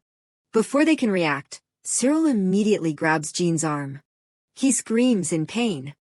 Despite Jean's screams, my arm, he still tries to bite down on it tightly. Then, Cyril pushes him away, turns around and tries to run away. He chases after and shouts, stop right there. Jeans hugs his aching arm and yells, look at you, if you are innocent. Why are you running like that? He is still trying to rush towards the door. Just as Thomas grabs Cyril's shirt and pulls him back, he thinks desperately, I can't resolve their misunderstandings, now because I can't speak, and my health is not stable. Dealing with them is too time-consuming. He twists Cyril's arm behind his back and pushes him to the ground. Cyril's tears begin to fall uncontrollably. This position reminds him of the past and makes him wonder, just like that time, am I destined to be trampled on once again? He pulls out his sword and scolds, you bastard, I will cut your Achilles tendon so you can never run again. The blade shines with a cold light, making Cyril very scared. Jeans raises his sword. Just as his sword is about to strike, Robert suddenly appears, using his own sword's body to block the attack. He shouts, what the hell do you think you are doing? Pointing a sword at someone who is resisting with bare hands, is that the knightly spirit that you learned in Arno? Robert glances at Thomas and angrily scolds, it is a shame, right now. You do not look like the Arno bodyguards that I have painstakingly trained. You just look like thugs. These words strike him deeply. Thomas's arm gradually loosens. He says sincerely, we apologize, Mr. Robert. Then the two immediately leave. Thomas sadly looks back. He catches his eye, who is also looking at him. He reaches out towards Cyril and asks, "Can you stand up?" He puts his hand on Robert's hand. He immediately pulls Cyril up. Robert looks at him worriedly. He pats Cyril on the shoulder and says sincerely, "I apologize for my trainee's rudeness." He watches Robert's back as he leaves. Cyril thinks, "I can't even escape from those two people. A person like me, can I prevent the flow of fate?" Seeing her stroking the horse, he calls out, "Alexandra." Robert approaches. Alexandra asks curiously, "Mr. Robert, what is wrong?" He replies, "I think you should know about this. It is about Cyril." She listens attentively to Robert's account. When it gets dark, everyone returns to Vincent's house. In his bedroom, a small ray of light appears. Through the crack in the door, Alexandra silently looks at the person lying on the bed. He wakes up and is quite surprised to see her. "Miss, why are you here at this hour?" Alexandra softly recounts, "Robert told me about what happened to Cyril. Before that, I said he might be a spy, and some trainees overheard it and attacked him. He is still suspicious because his background is not clear, but no matter if he comes from the neighboring country, he may also be a victim and brought to Arno. She blames herself. Because of my careless words, he had to go through such a terrible thing." Cyril lies still, listening to the two people talk. He thinks sadly, "Alexandra, it is not your fault. It is because I could not protect myself. But before I could find a way, everything went in the worst direction." The next day, while Cyril is helping Vincent hang clothes, Alexandra appears. She says firmly, "Vincent is old and can't wander around alone, and I do not want anything to happen to Cyril either, so from now on, I will escort the two of you." While Cyril is surprised, he happily teases, "I have lived long enough to see this day, being protected by the lady herself." He falls into contemplation. "I am really worried about what will happen to Vincent, and what if Alexandra also gets caught up in it?" Scene changes. Alexandra runs over and calls out, "Vincent, are you going out today too?" Vincent replies casually, "Of course." He says while looking for the book that is upside down on the table, "Let us see." It seems that the dam at the field near the Arno River is having problems. It rained a lot last summer. Let us go check the condition of the levee leading water into the spillway. The three of them walk together on the levee. Water from the river roars over the levee. Vincent uses his toes to step on the wooden planks on the levee and comments, "The wooden planks supporting the levee have really weakened." He meticulously records these points. After observing, Cyril feels, "I did not realize from afar that the flow is really strong." Suddenly, he accidentally slips, causing Cyril's entire body to lean to one side. Fortunately, before he falls, she manages to support him in time and reminds him, "Be careful, the ground is slippery and the foundation is very weak. The current is also very strong. Vincent, be careful." Before the words are finished, the two of them are stunned to see Vincent falling into the water, the incident that changes her life. He only manages to turn his head back. Both of them are terrified by the sudden incident, coming to Vincent like a flash flood. Cyril breaks free from Alexandra's hand. She calls out worriedly to his back, "Cyril." Cyril tiptoes and jumps up. He throws himself straight into the rapids, trying to grab Vincent, who is struggling in the water. Only water is seen splashing everywhere. Alexandra shouts, "Cyril." She calls out the names of the two of them anxiously, "Vincent, Cyril." His body gradually sinks down. But Cyril's eyes open wide. He feels, as everything before his eyes gradually fades. Strangely, Cyril sees memories that she has never told him. In the past, only Alexandra went with Vincent today. She accidentally slipped. At that time, no one caught Alexandra. When she fell, he turned his head back. Vincent smiles, looking at Alexandra's foolish appearance. But then, he also slips. She stares in shock as Vincent falls into the water. He also turns his head back to look at Alexandra like this time. Fear surrounds her. In his head, the image of Alexander standing on the levee wearing black clothes, looking at the rapids, makes him wonder, when she saw Vincent being swept away but could not do anything. "Alexandra, what were you thinking at that time?" The moment she lost her family right before her eyes, she must have felt very desperate. Cyril finally understands every word she once said to him. Cyril's expression gradually becomes firm. He decides, I will do everything I can to prevent her from giving up. Cyril reaches out and grabs his outstretched arm. He tells himself, I will not let her give up her dream again. Cyril hugs Vincent tightly. He tries to kick the water and swim up. Darkness gradually covers the village. A girl slowly walks on the bridge, singing a lullaby to her sister on her back. Oh, oh, baby sleep well. Oh, oh. In the lullaby, the little girl on her back is still awake. Suddenly the little girl points to one side, causing her sister to be startled and realize, oh, you are still not asleep. The little girl says, that old man, that old man. Following the direction her baby's hand is pointing, the sister leans down and looks under the bridge and asks, what, which old man? But what the sister sees is something real. After looking closely, the girl sees two people. She is panicked, something happened. Then the girl shouts, is anyone there, help us. Someone is trapped near the bridge. At this time, Cyril has fainted. When he wakes up, light has crept into the room. Cyril stares blankly at the ceiling. He raises his arm, which is wrapped tightly in bandages. Cyril intently looks at his injured arm. Alexander speaks, you tried to hold on to Vincent with that broken arm, until we rescued the two of you from the water. She sits by the bed, worriedly looking at him. Alexander recounts, Vincent was not injured at all, not even a small scratch. At this time, everyone sees him using crutches and immediately comes to ask, Mr. Vincent, are you okay? Vincent happily replies, yes, now I can walk. She comforts Cyril, he can walk now, so do not worry. At this time, he breathes a sigh of relief. Alexander softly scolds, but you, what were you thinking? Cyril is startled and looks at her. Alexander tearfully shouts, now you can hardly walk. What were you thinking? Recklessly jumping into the river without fear, at that time, should not you be the one who does not remember anything but their name? Should not I have been the one who jumped in? He hesitates, wanting to say something. Cyril sits up, wanting to comfort her. Alexander covers her face and cries, I am sorry for yelling. I should not be angry with you. At that time, I did not know what to do. I almost lost both Vincent and you.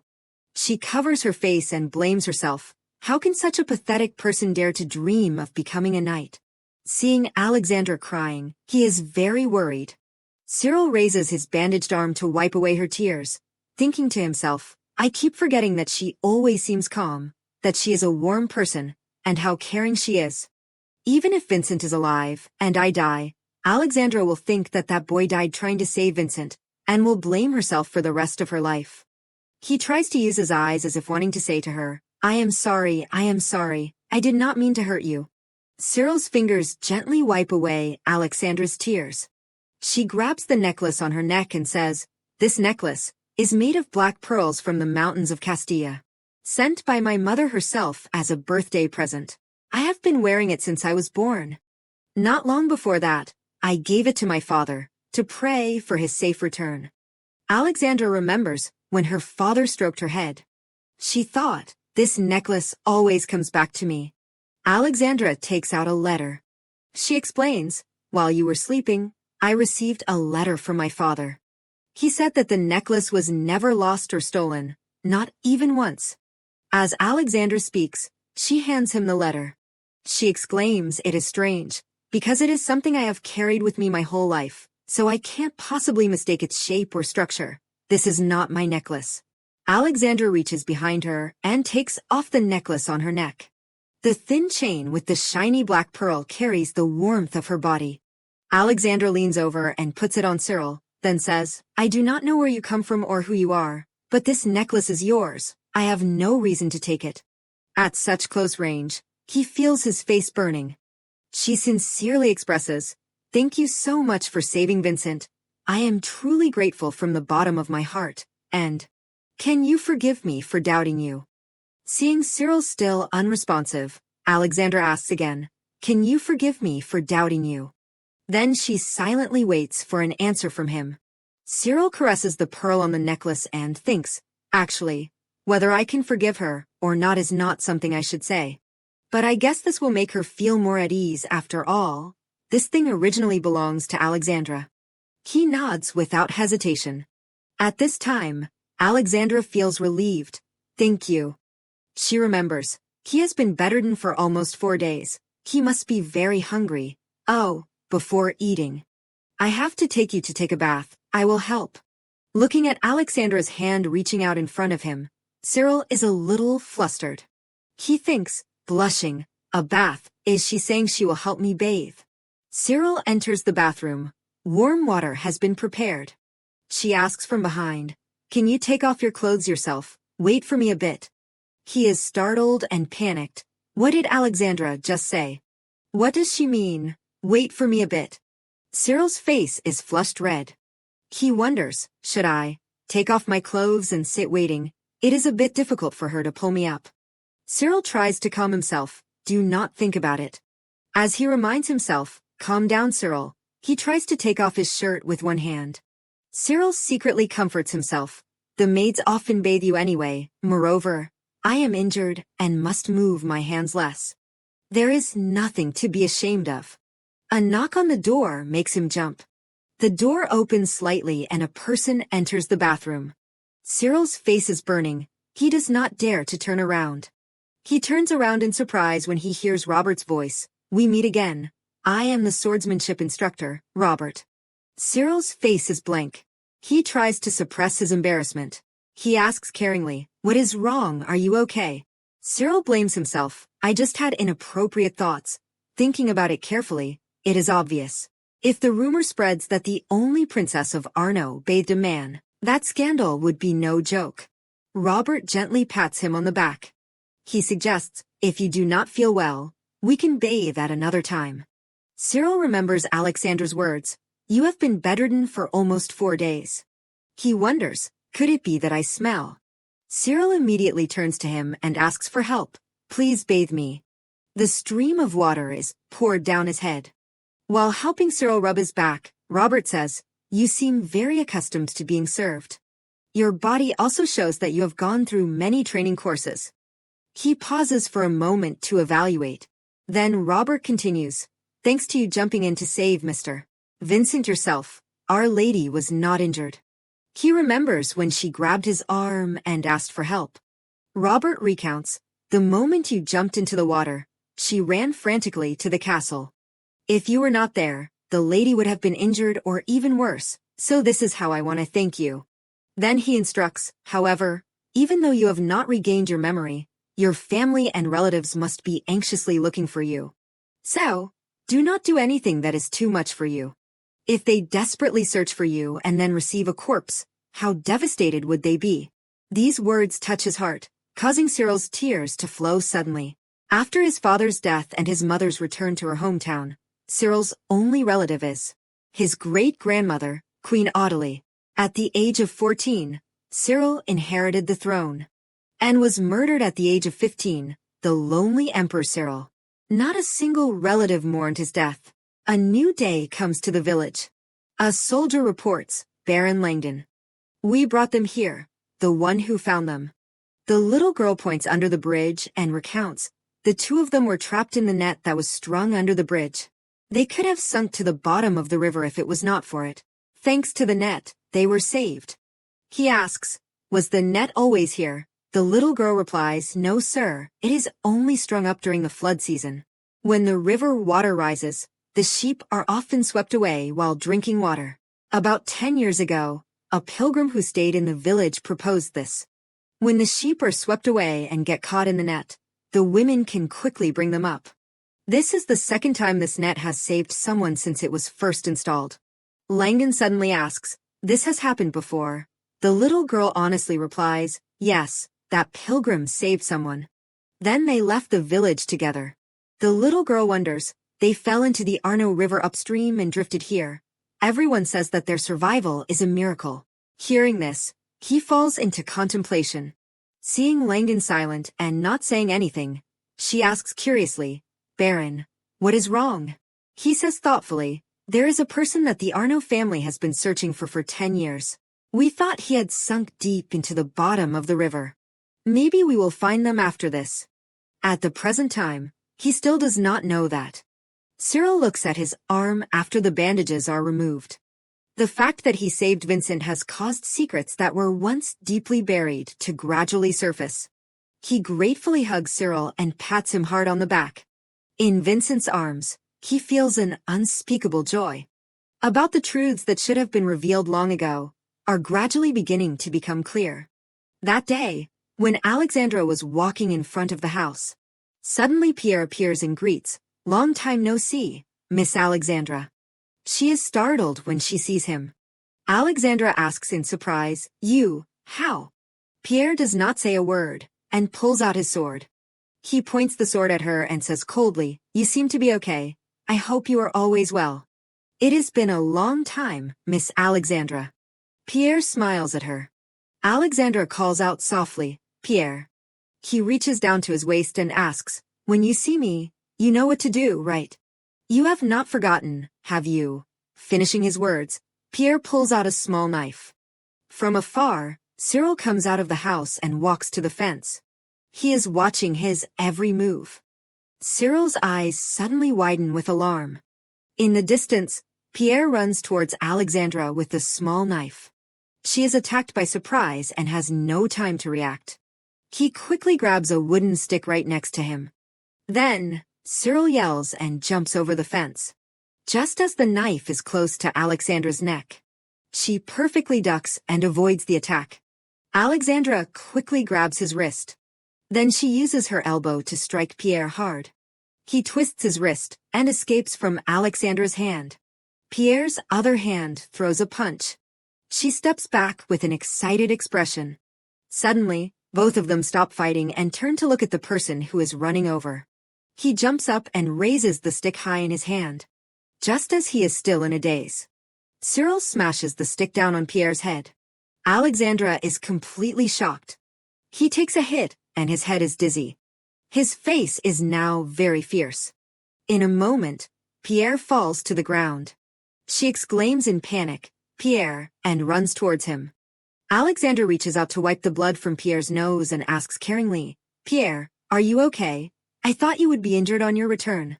Seeing this, Cyril blankly clutches the stick in his hand, not understanding what is happening. He smiles bitterly and reaches out towards him and asks, "Miss, who is this brave young man?" She introduces him, "Cyril. He is a knight of Arno and is my escort." "Pierre, this is Cyril. He is a benefactor of Arno." Pierre wipes his mouth and says, "Oh, is this the boy who jumped into the river to save Mr. Vincent?" He smiles bitterly. "I must have made a bad impression on you. You rushed straight at me to protect the lady." Pierre reaches out and gently pats him on the head. Then he cheerfully praises Cyril. "Admirable. A true hero is someone who never flinches when a lady is in danger. We will meet a lot, so let us be friends, stranger." But when he feels that his body can no longer support him, he waves goodbye. "I must go see a doctor now." At this time, Alexander approaches and explains, "Sorry, you must be very surprised, right? Pierre is like an older brother to us. He always puts on that look to teach us how to defend ourselves. That is also how he always greets us. Thanks to that, we have improved a lot." Watching Pierre's back, her face shows worry. "It is really annoying. I know he is not in the best condition, but I still can't take him down with just one blow. He is participating in the war in Aragon with my father, but I heard that he fell off his horse and broke his bones, so he had to return early." Suddenly Alexandra realizes in panic, "Now that I think about it, Cyril, your hand." She grabs his hand and asks caringly, "Is your hand okay?" It is a bit swollen." Alexandra carefully examines Cyril's hand. She says softly, "You just had your cast removed." Suddenly, he grabs Alexandra's hand. Then, Cyril slowly writes in her palm, "I." His expression is sad. Cyril asks, "Did I overreact by jumping in like that?" She comforts, "You were just trying to help because you thought I was being attacked. When I was little, I used to go up against Pierre with Gaston." "Oh, Gaston is the son of my godmother. He is in another barack. I will introduce him to you later." Alexandra says happily, "Oh, but just now you looked exactly like Gaston. It was very reassuring. Thank you." He intently looks at her happy face. Cyril finally relaxes. He tightly holds Alexandra's hand. Then, Cyril smiles gently. His smile stuns her. Alexandra looks up at Cyril. She reaches out and touches his cheek and exclaims, looking at Cyril, "It feels like having another younger brother." Alexandra happily admits while stroking Cyril's golden hair, "Just now, seeing Pierre pat your head, made me want to touch it too." He is struck by lightning when he hears the words, "younger brother." She finally stops and says sincerely, "Thank you again for what happened just now, Cyril." "Well, see you tomorrow." Finishing her words, Alexandra turns and walks towards the castle. Cyril reaches out and adjusts his hair. He does not quite trust his intuition. Like, when he saw Mr. Vincent fall into the water, Cyril did not hesitate to jump in after him. Perhaps thanks to that, he saw what happened here in his past life. Now that Mr. Vincent has recovered and can walk, Alexandra will suggest that she continue to be our escort. Cyril falls into contemplation. He touches the necklace on his neck and thinks, she won't be able to train properly if she keeps following me. Alexandra does not have much time. Evening in the barracks. Robert is standing next to his desk when the tent door is lifted. He turns around. Cyril stands seriously in front of the tent door, thinking, if that is the case, there is only one thing that I can do at this time. Her room in the castle is still lit. Lucy is helping Alexandra dry her hair and asks, "You do not have training tomorrow, right, miss? You have to wake up very early tomorrow, right from the early morning. The maids and I will help you prepare, so you can't go anywhere, okay?" She glances at her and says, I know, Lucy. Is it necessary to glare like that?" Alexandra says honestly, "I am sorry. It is not that I intentionally ran away." Lucy suggests, "If you feel guilty, why do not you try to grow your hair long? It is true that short hair is more convenient, especially when combing like this, but you also have to think about the maids who have to work hard to style your hair. You have to start preparing for tomorrow's engagement ceremony from now." Alexandra, in her past life, she was engaged right after her coming-of-age ceremony, when she was just 15 years old. A few years later, in the winter, her fiancé became Duke Arno. He peeked through the door, seeing that he was resting on the bed. Looking at Vincent, who has fallen asleep, Cyril recalls, after Mr. Vincent passed away, she gave up her dream of becoming a knight. That is probably why she hurriedly got engaged and married. He reaches out and puts a blanket on him, telling himself, things are different now. Cyril gently leaves the room. He feels lucky. She has not given up her dream of becoming a knight. So she needs to train more, even if it is just for one day, to convince more people to support her dream, even if it is just one more person. Robert is surprised to see Cyril and asks, "Cyril, why are you here at this hour?" He looks at the person in front of him and assesses this person. Cyril can't remember the first time he met him, but on that day, Cyril remembered who that day was. From the angle of his face as he looked down, he remembers Mr. Robert was the one who, on the day the tragedy happened, told Cyril about Alexandra. He was the one who brought the news of her death. He can confirm, he was also the one who was by her side until she died, and was also the teacher who taught her to become a knight. This man will definitely stand on Alexandra's side. The capital of Servin, La Hoz. In a room inside the palace, Emilio requests, "I want a clear promise today." He takes the hot cup of tea. Emilio continues, "A promise to hold an engagement ceremony between Miss Alexandra of Arno and my son this year." He takes a sip of tea and says sarcastically, "It is rumored that the lady has neglected the promised etiquette classes, and she is still obsessed with the game of knights. She certainly does not intend to postpone the engagement indefinitely because of that." As he finishes his words, the expressions of the two people standing behind him darken. Emilio says with a smile, "My second son is 16 years old this year. If we had held the wedding with the lady sooner, they would have 2 children by now. Am I right?" Bianca, the Duchess of Arno, looks at him coldly. She explains, "The reason why the engagement has always been postponed is because the enemy country, Aragon, has broken the ceasefire agreement and started a war. You should know this. Earl of Corsica." Bianca says tactfully, I believe that you do not think that a promise between two families is more urgent than a national crisis. My husband, Zachary Darno, has raised the flag of the kingdom and is on the front lines of this war. And we are calling for more legions from other noble families.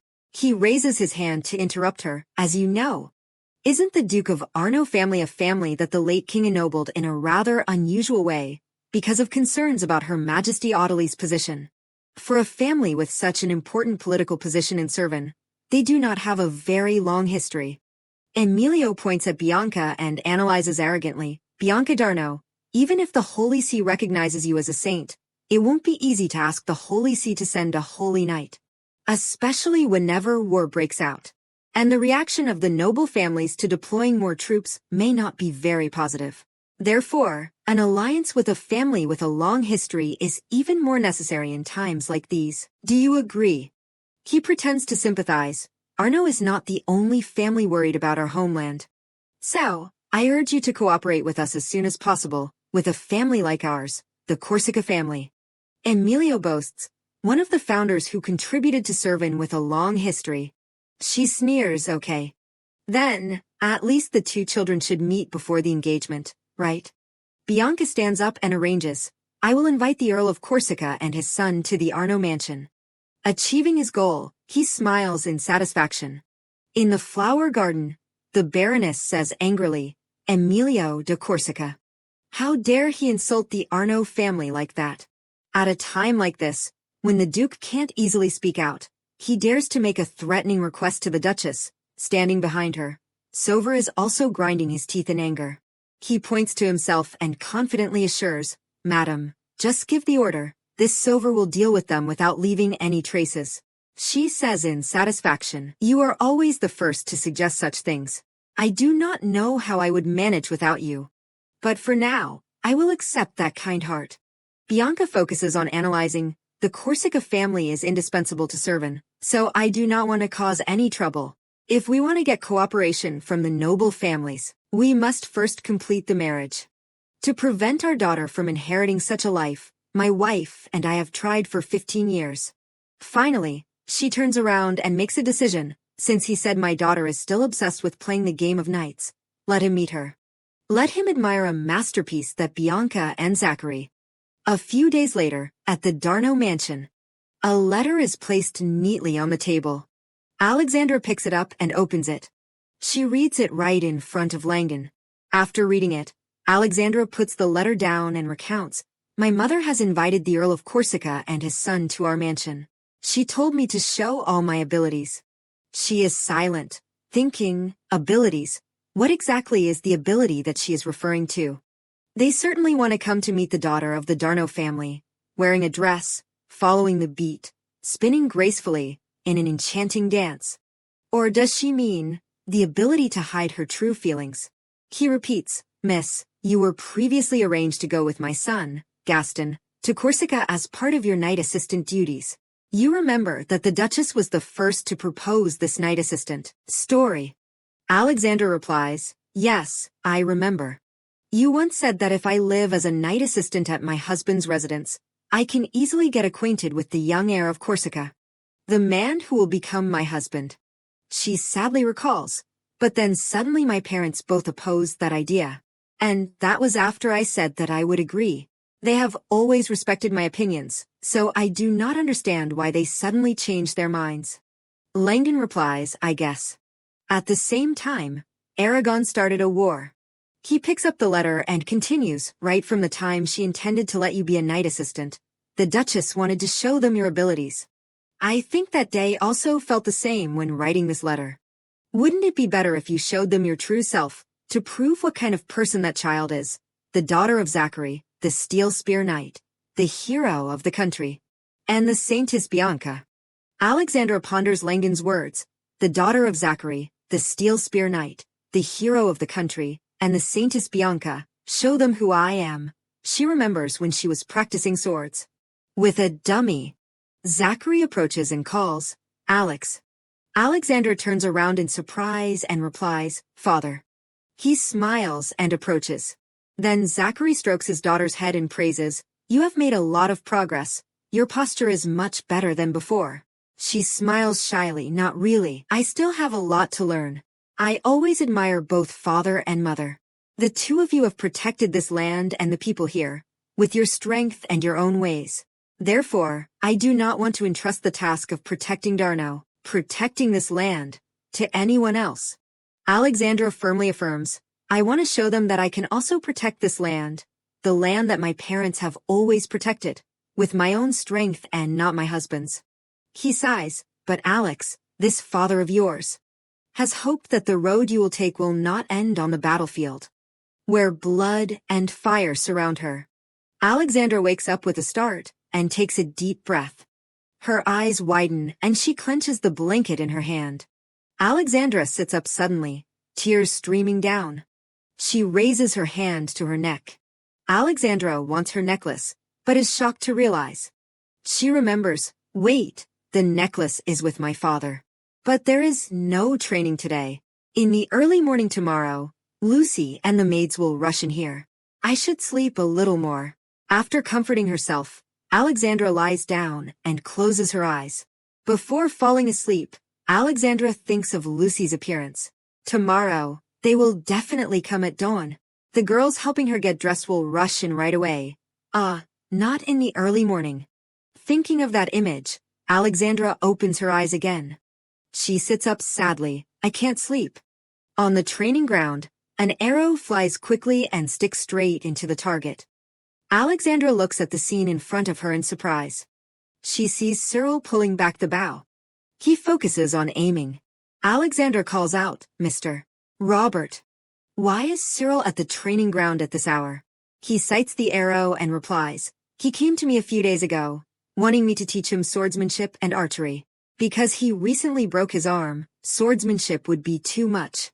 So I thought practicing archery would be good for his recovery, and to let him try it.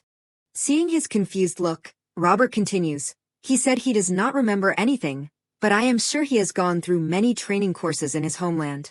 His concentration ability is very good, and his posture is also very correct. When I helped him bathe, his back and shoulders were very muscular. After speaking, he is shocked to realize that such comments are not appropriate for a lady to hear. She replies, no sir, on the training ground, I am apprentice Alex. Even last night, he must have still had nightmares. Isn't he tired? Robert glances at Alexandra. He smiles. Then Robert explains, what I mean is Cyril, he said he does not want to waste your time. He said he would face the nightmares himself and take care of himself, and you should focus on training to become a knight. Hearing this, she is quite surprised. He stands up and guesses, maybe he felt exhausted in a place that both you and I do not know, but that is the burden he carries, because that is what he chose. We should respect that. Alexandra listens to all of these words and falls into her own thoughts. Looking at the figures of the two people who are diligently training, she thinks, I am sure he is very tired. Mr. Robert is a good teacher. He won't let even the smallest things not be taught carefully. Cyril pulls back the bow. He suddenly looks back at where Alexandra was standing. Seeing this, Robert pats him on the shoulder and says, it is time. Stop here for today. Cyril exhales wearily and leaves, his whole body tired. Suddenly, he glances and sees two people approaching from afar. Thomas glumly complains, Mr. Pierre will be in charge of the shield training today. That guy, did not he break a bunch of bones after falling off his horse? Why does he still look so okay? Jeans replies, do not you know, they are famous for being injured a lot and still recovering quickly. Cyril's face darkens when he remembers. Those people are the ones who bullied me last time. What should I do? What if we run into each other? Suddenly a hand grabs his hand. She says softly, this way, Cyril. Follow me. He turns to ask, when are you going to teach that Castilla a lesson? She stops him, Thomas, do you want to hear Robert call you thugs or hooligans again? Thomas shouts angrily, who wants to be scolded? That guy also bit your hand. What kind of honor is left after being embarrassed like this? What? The third son of the Viscount does not like petty fights. Alexandra and Cyril hear all the words of the two people from a corner. The distance is too close, making him embarrassed and his face burning. He wonders, is this the sound of my heart, or is it the sound of Alexandra's heart beating? Cyril thinks, Alexandra is engaged. She probably only sees me as a younger brother. If there is gossip because of me, Alexandra will be in trouble. She suddenly leans down and asks softly, "Are you okay, Cyril?" He looks up at Alexandra. Cyril remembers his past life. When he curled up in a corner, she also looked at him like that. Alexandra's face is gentle and caring.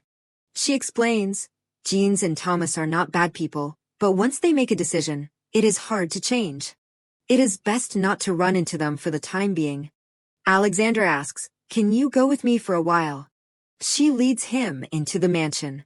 Standing in front of a little girl, Alexandra introduces, "This is Yvette, my nanny's daughter." Gaston and Yvette are both the children of Baron Langdon. They are very lovely, right? Then she smiles at the little girl. "Yvette, this is Cyril that I have told you about." Cyril thinks with some confusion, they are really cute. Why suddenly mention the children of the nanny? Alexandra puts her hand on Yvette's shoulder and says, "I have asked Yvette, from now on every morning she will stop by Vincent's house. You often wake up early these days, and stay next to Vincent until late at night." Seeing him startled and alarmed, she smiles brightly and teases, "You are making a face like, how did she know about that, right?" Alexandra suddenly grabs Cyril's hand. She says sincerely, "You have gone through too much since coming to this territory. I do not know why you are so restless, but I hope that you can live a little easier." Alexandra smiles and thinks about something. She happily admits, "Because of me, thanks to Cyril, my heart has calmed down a lot." 2 red streaks appear on his tan skin. Cyril looks down at his hand holding Alexandra's hand. Then he says goodbye to her. Cyril looks at the little girl standing next to her. Yvette suddenly says, "You hold Sister Alex's hand very naturally." These words make Cyril both startled and embarrassed. He thinks, Alexandra reached out her hand first. I just grabbed it unconsciously. Cyril hurriedly turns and leaves, hiding his embarrassment, thinking to himself, this child observes all sorts of things she should not. I have to be more careful from now on. Suddenly he stops. Cyril remembers the mysterious man. At that time, I acted because of the uneasy feeling. The voice of the man in the dream, the icy hands, felt so real. I was constantly worried and rummaging everywhere, to the point of letting Alexandra notice. But then her words, "Because of Cyril, my heart has calmed down a lot," make him happily think, but anyway, when others acknowledge my efforts, I feel somewhat comforted. Seeing Yvette's twinkling eyes looking at him, Cyril is even more flustered, and his face turns red. He pats his cheeks and tells himself, "Come on, stay calm, I have to go." Cyril's heart is filled with determination. All right, I have to go faster. Alexandra is a knight. She needs to have more influence. He remembers when he was in power, the one who requested to send Alexandra to the front lines was. Cyril looks at Emilio below the throne and asks, "You are not kidding, are you?" The Earl of Corsica. He angrily jumps up from the throne and questions, "You intend to send Alexandra, send the Duchess of Arno to the front lines in this losing war? I know she has been practicing swords since she was a child, but how can you think that a woman can lead an army?" He replies cunningly, "Your Majesty, you are originally from Castilla. You should know this well. Saint Daniela of the Kingdom of Castilla was originally a young girl who grew up in the countryside, not a knight or a noble. She stood up and followed the call of the divine spirit, ending the nearly 100-year war in the eastern continent. Alexandra is the daughter of Saintess Bianca, the daughter of a national hero, and a saintess, if she stands far away and commands the army. And if a person with the identity of a daughter, without power in her hands, puts on armor and takes command of the 3 armies, then won't everyone fighting in this war see this as the embodiment of Saint Daniela?" Emilio says with a treacherous expression, "How can I feel at ease sending my daughter-in-law to the battlefield, and how can the gods turn a blind eye to the daughter of the person they have chosen? I will put my faith in the divine spirit, who brought Saint Daniela and Saintess Bianca to us." Cyril feels that, even though he did not understand much at that time, he still recognized that that was an absurd sophistry. But everyone around him cheers, truly a founding contributor, truly patriotic, Earl of Corsica, so there was this move. They all say, "Your Majesty, this is the will of heaven, Your Majesty. Please order the Duchess Alexandra d'Arnaud to go to war. He wonders, if I had resisted that sophistry at that time, would the future have changed? Would we have avoided being killed by him? The mysterious man appears and whispers, while we are asleep. Those who murdered us are still secretly acting. Cyril calculates, no, if it is the Earl of Corsica that I know, he will definitely use every means to kill us at all costs. He treats marriage as a business transaction, predetermines how to use the wife he marries, and then controls her as he pleases, and then throws her away ruthlessly when she is no longer valuable. That is Emilio de Corsica. He plans, what I can do at this time is help Alexandra become a knight, and further expand the forces supporting her. And if there is an opportunity, I will definitely kill and torture Corsica myself. In Cyril's head, Emilio de Corsica appears as the one who plotted his and Alexandra's death. He loads an arrow into the bow. Cyril aims straight at the target, determined in his heart, if there is a chance, I must personally end him. The arrow leaves the bow and sticks straight into the bullseye. Robert stands behind, watching him practice. Cyril himself feels that the accuracy is increasing, and the things that were previously weaknesses are also gradually improving. He approaches and pats him on the shoulder, reminding him, Cyril, let us stop here for today. Cyril points to the side. Robert looks curiously in the direction he is pointing. He guesses, oh, do you mean why are we finishing even though it is not dawn yet? Robert explains, because dawn will be late today. Arnaud is the northern region of Cervin, so when autumn comes, the sun appears less each day. From now on, the weather will also get colder and colder. One day, the cold will suddenly hit, so prepare warm clothes. As the two leave the training ground, he calls him back, oh, by the way, Arnaud will welcome a guest soon, so from tomorrow, the guards will also start training from early morning. The kids who bullied you will also participate in the early morning training, so if you feel uncomfortable, I will lend you a bow. Self-training alone in a comfortable place is not bad either. Cyril wonders, a guest comes to the territory when both the Lord and the Duchess are absent. He returns to Vincent's house in the dawn light. As he walks, Cyril continues to think. Moreover, it is right when the harvest season is about to end, and it is also the time to visit the fields. He sees him return and says, welcome back, Cyril. Vincent asks Yvette, so, Miss Yvette, the Earl of Corsica and his son will come before the Mansiong festival. The little girl replies, yes. The Duchess has sent a letter to the Earl, so the Duchess will welcome them on her behalf. Hearing this news, Cyril is very worried. He clutches the bow and thinks, the opportunity has come sooner than I thought. The Earl of Corsica will come to Arnaud. On the training ground, many guards are diligently training. The target used for archery is lying silently in a corner. Alexandra comes to the training ground and looks towards the archery area. She reaches out and pushes the hair that is blown by the wind behind her ear.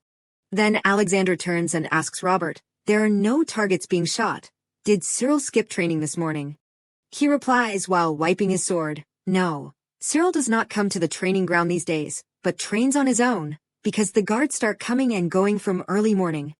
She breathes a sigh of relief, so that is it. Robert notices Alexandra's unusual expression.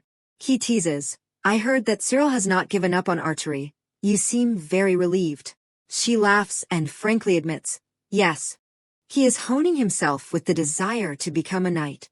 Alexandra's eyes sparkle and says, a mysterious young man fell into our territory. We can't talk comfortably. His identity is also unclear. But he always supports me. When I realize that, I feel like Cyril is running parallel to me. Her head is filled with images of the two of them side by side. Alexandra thinks, I just see his side and it tells me to move forward. The necklace he is wearing is not mine. But it is as if it was something I sent with a prayer for my father to be safe on the battlefield, and now it has returned, as if giving me courage. Thinking this, she can't help but smile. Alexandra reminds, the plan to welcome the Earl of Corsica and his son will proceed as planned. I hope you will take charge of training the knights. Robert sighs. He says, the Earl of Corsica probably won't be happy. She replies, even so, since he does not know what kind of person his future daughter-in-law is, Is not this the best way to show my abilities? Robert smiles in satisfaction. Alexandra points to herself and confidently affirms, I will show my future fiancé and father-in-law what kind of person the daughter of the Arno family is. On a tree-lined road, a carriage with a retinue is slowly moving forward. The black flag with the deer symbol representing the Corsica family flutters in the wind. Inside the carriage, Ion looks out the window boredly. He asks, we have been in the Arno territory for a while now, but how much further until we reach the castle, father? Emilio sitting opposite him comforts, do not be impatient. Look around, Ion. See how fertile the Arno land is. In all of Servan, only Arno owns such a vast agricultural land. I heard that forestry can also be developed here. Sounds very magnificent, right? Thinking about the future, he laughs and says, when you marry Alexandra, this will be the land that you will rule later. A guard riding a horse suddenly notices something ahead. He wonders, dust. A cavalry unit rushes forward. She rides past the Corsica carriage. Alexandra asks, are you the Earl of Corsica? She sits on horseback wearing armor, smiling radiantly. Alexandra greets according to etiquette. It is a pleasure to meet you. I am Alexandra, the Duchess of the Arno family. The Knights of Arno will escort you to the castle. Pierre and Jeans are also present in the cavalry unit. Robert bows his head, not showing any expression. She looks down into the carriage. Ion looks through the glass and is surprised. She brought troops. It is unbelievable that there is such a rude person. The Knights of Arno spread out around, escorting the Corsica family's group. Emilio opens the car in his surprise. Seeing him come out, Ion hurriedly calls, Father. She sits on her horse and looks at Emilio. He reaches out and says with a smile, the Duchess, your mother, must have had a reason to confidently invite me to the territory like this. Alexandra puts her hand on Emilio's hand. He leans over and kisses her hand lightly. Please express my respect for the Arno Duchess's hospitality. After greeting each other, the group led by Alexandra enters the castle. He uncomfortably glances at the tall knights outside. Emilio notices this and asks, Ion, what is making you uncomfortable? He frowns and thinks for a moment. Then Ion complains, saying that they are welcoming guests, but they bring armed knights. It would be mild if they just turned around and left in anger. Suddenly, he reaches out towards him, startling Ion. Emilio leans close to his son's ear and says deeply, Ion, open your eyes and look carefully. Although they are holding swords and bows, they are not wearing armor. The Duchess of Arno is not showing off military strength. Now that the real master is absent, no one knows when foreigners will invade this land. The Duchess has come here to safely welcome guests, and has prepared in the most effective form possible. He pats him on the shoulder and continues to explain, that is also the Duchess herself, not a knight. After Emilio sits back in his seat, Ion reaches out and touches the back of his neck, listening silently. He recounts that, 15 years ago, when the Duke was at the front lines, Arno was invaded by the rebel Jacob. That person was the second son of the former King Victor I. At that time, to resist the Holy Siege, the Duke's wife, who was pregnant with Alexandra, Duchess Bianca, stood up to protect the territory until her husband returned. Emilio concludes coldly, the current Duchess is acting exactly like her mother. That is an extremely strong sense of sovereignty. He intently looks at his father. Then Ion's gaze turns towards the window and says, it seems that father is very satisfied with that stubborn child. He does not reply quickly and just looks out the window. In Emilio's eyes is the straight back on her horse. He squints his eyes and smiles, admitting casually, of course I am satisfied. She will be the one who hands over all of Arno to my son. Finally, the carriage slowly passes through the city gate. In front of the mansion, Baron Langdon and his wife are waiting. Emilio gets off his horse and walks towards everyone. He greets with a fake smile. Cyril hides in the crowd and watches Emilio from afar, judging him. Although he is younger than I remember, he is indeed the Earl of Corsica. He intently observes him. Cyril anxiously bows his head. He looks at his trembling hand and thinks, I was afraid. No matter how high the hit rate is, because I have never liked hunting since I was a child, I have never shot at a living target. Cyril uses his left hand to tightly hold his trembling right hand. He realizes, only after facing it do I understand, how terrifying and afraid I am of killing a living creature, taking someone's life for my own desires. Is that something that can be forgiven? Cyril is startled when he hears Alexandra's voice. Let me lead the way for you. He frowns and watches her back. Alexandra is walking with Ion. She politely says, Lord Count of Corsica. He replies, well then, please help me. Seeing that person, Cyril thinks, even though he is still very young, I recognize him. That is Ion, Alexandra's husband. He intently looks at the two of them. Cyril's right hand trembles even more violently when Alexandra was dragged to the battlefield. That guy did not protect the wife he had an engagement with. What did that bastard do? Finally, his hand stops trembling.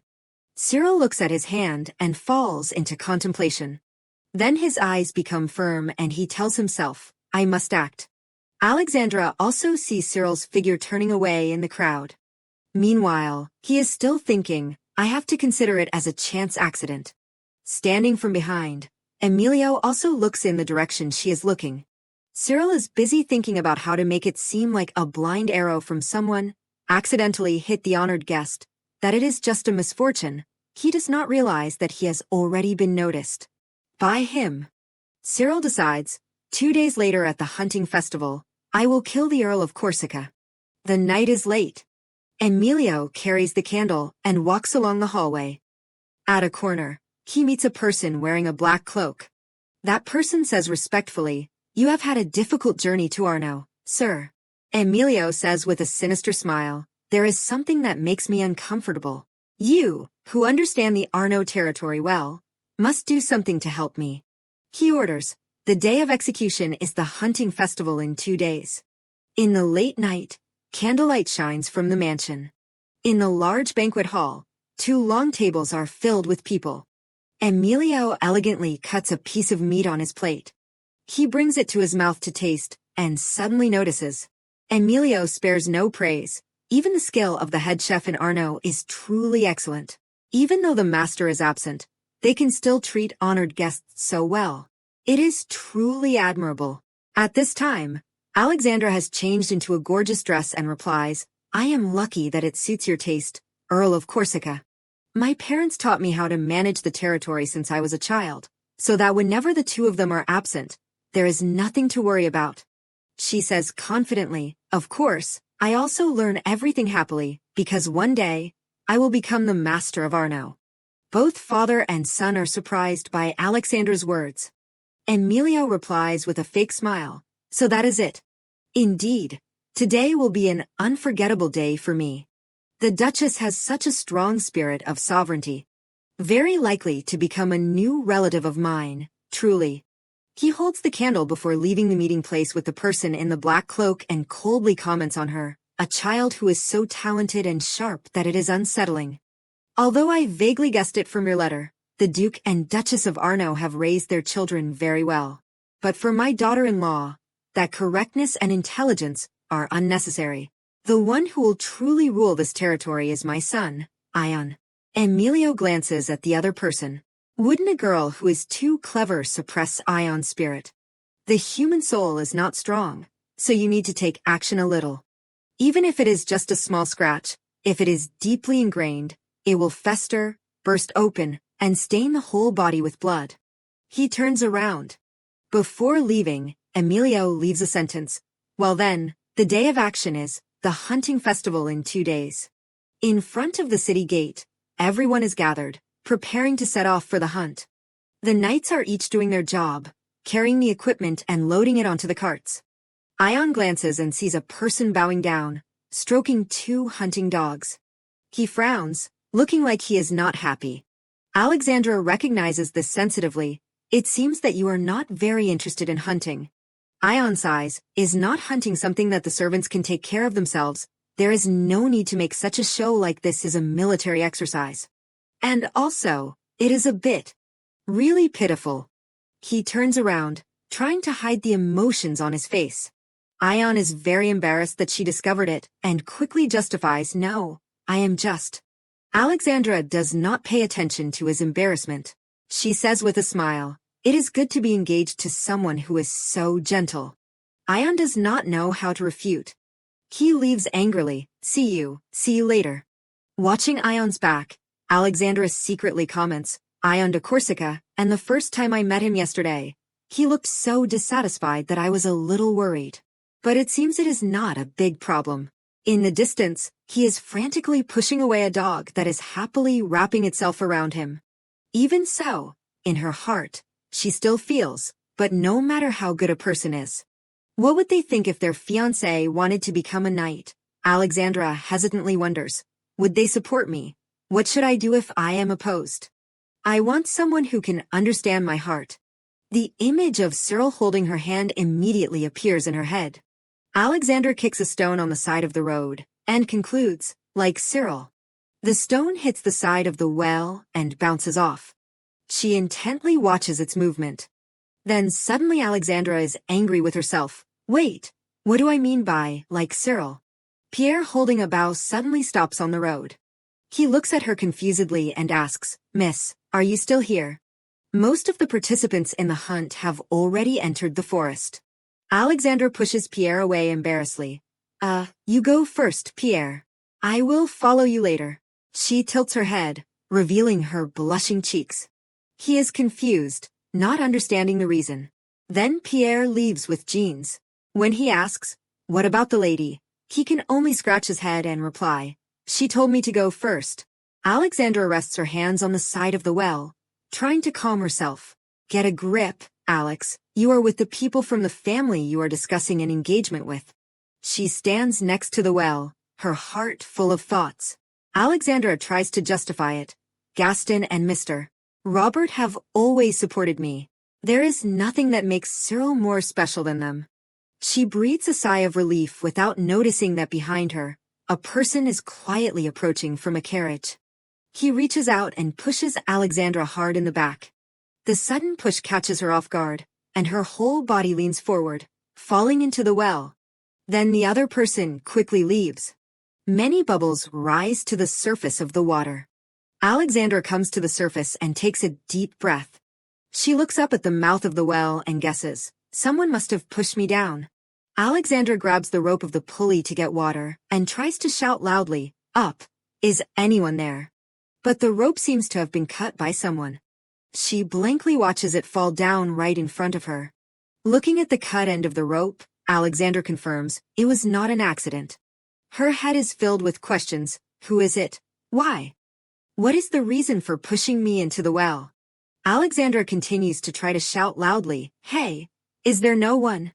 Is there really no one? Please, answer me. Someone has fallen in here."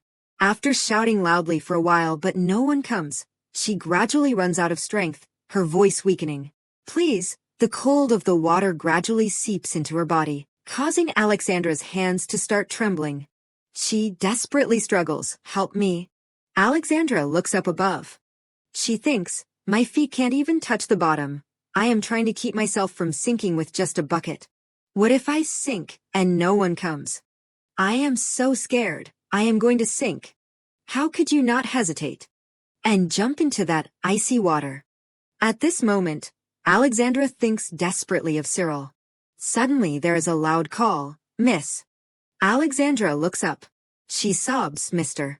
Robert." Robert says anxiously from above, "I will lower someone down right now. Try to stick close to the wall." He starts to lower the rope. They have gradually approached Alexandra. Alexandra's eyes are watery. Cyril swings down on the rope. He holds out his hand. Alexandra takes his hand, her face touched. "Cyril, how did you?" She hugs Cyril tightly. Cyril thinks, "I should have boldly participated in the hunting group. No matter what happens, I still think it is best to stay away from Arnaud's group. Vincent, Yvette, Mr. Robert, and even Alexandra, I do not want to cause trouble for those who trust me. These goods can be brought out after the hunt is over. Those who are ready, please enter the forest." Everyone carries the luggage away. Cyril lifts the curtain and steps out. Along with that is a big sigh. Cyril thinks, "Once my goal is achieved, I will leave Arnaud." As long as Earl Corsica disappears, Alexandra won't have to go to war anymore. Alexandra and I will not repeat the ending like the past. Cyril raises his bow and shoots. He thinks, all I need to do is eliminate Emilio de Corsica. Suddenly there is a voice from behind. But will everything be resolved just by killing him? Cyril turns around to look. He is surprised. What? I thought this man was just a hallucination of mine. The man says, think more thoroughly, Cyril de Servin. Just because one person disappears does not mean the seeds that he has sown will disappear with him. And moreover, Alexandra is drowning in that well. Cyril is horrified and his face darkens. He immediately turns and leaves. Cyril runs anxiously. At this time, they have successfully rescued Alexandra. Cyril is also pulled up. Alexandra says, Mr. Robert, someone deliberately pushed me into that well, but I will not go looking for the person who caused this. Anyway, our guests must be welcomed smoothly. Robert looks at her worriedly. He says softly, Miss, do you think Earl Corsica is the one who caused this? If not, then who else in Arno? But why now and not another time? Alexandra can't believe it, and chose this moment to threaten the heir. Either Earl Corsica is testing Arno, or he is doing this to probe my reaction. She sighs and says, get clothes to change. I will go to the hunting area. Cyril worries. Alexandra went straight to the hunt afterwards, and even hunted a roe deer for the evening banquet. As if nothing had happened. Alexandra changes into a new outfit and stands to greet the guests. Emilio says with interest, although the trip was short, I have learned a lot more about Arno. Take care, Miss of Arno. Alexandra puts her hand on his and replies, you too. Take care, Earl of Corsica. The hand placed on Alexandra's is shaking slightly. Emilio notices this. He smirks with delight. He kisses Alexandra's hand. Then he quickly gets into the car and leaves. Emilio turns his head back and looks at the figure hiding behind the tree. His face is a little dazed. That person is none other than Cyril. Cyril looks at him uncomfortably. This expression of Cyril's makes Emilio very satisfied. He turns and exclaims, so there are also some people from Castilla here. Disgusting. Scene changes to the capital of Servin, La Haas. Audely's delicate hand is placed on the bed. Bianca puts her hand on top of hers. Her face is very worried. The hands of the two people are clasped tightly. Audely says apologetically, I seem to be sleeping more than usual lately. I am troubling you, Bianca. Bianca smiles. She asks caringly, how do you feel, Your Majesty? Audely, with a weary face, looks at her. Audely replies, this is the first time in a long time that I have such a nostalgic dream. That person is the Empress of Servin, Audely. Bianca asks, was it a very happy dream? Audely replies, no, but it is a memory that I can only see in my dreams. 20 years ago. Audely is walking in the palace. She calls out loudly, Emilio. Then she hurriedly corrects herself. Oh no, should I call you Earl of Corsica now? Emilio smiles brightly and looks at her, Audely. He says happily, traveling from the capital to here must not have been easy. Thank you for coming. Audely replies gently, because this matter is related to the brothers and sisters who grew up with me, I must come. She asks, can you take me to Eloise? It suddenly starts to rain at this time. The two walk and talk. Emilio recounts, my mother once said that because twins share too much from when they are still in their mother's womb, the connection between them is more special than anyone else's. That is probably why, Audely. I can easily accept my father's death. Eloise's body is placed in a flower coffin. He continues, but the reality that Eloise is no longer by my side is something that I still can't accept. Emilio reaches out and puts his hand on his heart. It is as if a hole has been torn in my heart that nothing can fill. If I had known that we would be separated so soon, I would have kept her by my side forever instead of marrying her off elsewhere. Audely replies sadly, I understand. Emilio reaches out and gently strokes his sister's face. Emilio continues, I am hunting down the person who murdered my father and Eloise. According to the surviving sailors, the perpetrators were pirates from Castilla. Audley is surprised and stiffens. Emilio's eyes change and become fierce. Blood debt must be paid with blood, right? Is not that so? Audley leans helplessly against the head of the bed. She continues to tell, a few years later, the previous emperor promoted a political marriage as a peace treaty with Castilla. At that time, it was the marriage between my nephew, Albert, and the Princess of Castilla, Navarra. One of the people who opposed the marriage between us was Emilio de Corsica. At that time, Audley had said, Emilio, I understand how you are feeling, but with this peace treaty, the Castilian navy has pledged to suppress the pirates. Emilio had coldly replied, do not you hear that sound, Your Highness, Audley. Audley stiffens. The atmosphere becomes more oppressive than ever. Emilio says, I admire you. I can hear Eloise's screams. An heir to the throne carrying the blood of Castilla. Audley stares blankly at him. Emilio says with a scary expression, I am really looking forward to the child that will be born soon. A worried look flashes across Audley's face. At this time, Audley is tired and lying in bed. Leaving aside politics and diplomacy, I completely understand the emotions of the Earl of Corsica. Because the Princess of Servin, Audley, is also like siblings with Emilio and Eloise.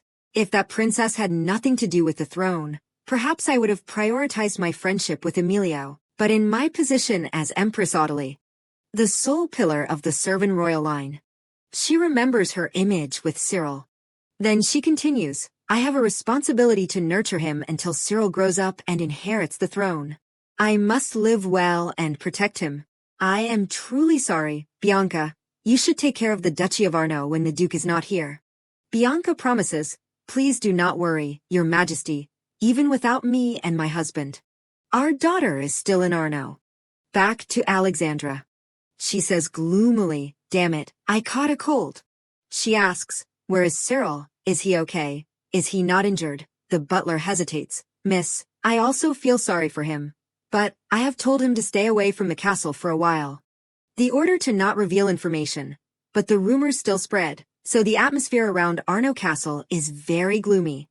Although thanks to Cyril we were able to rescue the Duchess in time, but in the eyes of others, they do not see Cyril as a benefactor, but as a foreigner with an unknown background. Alexandra is sad. She tells herself, I can't just be sick like this.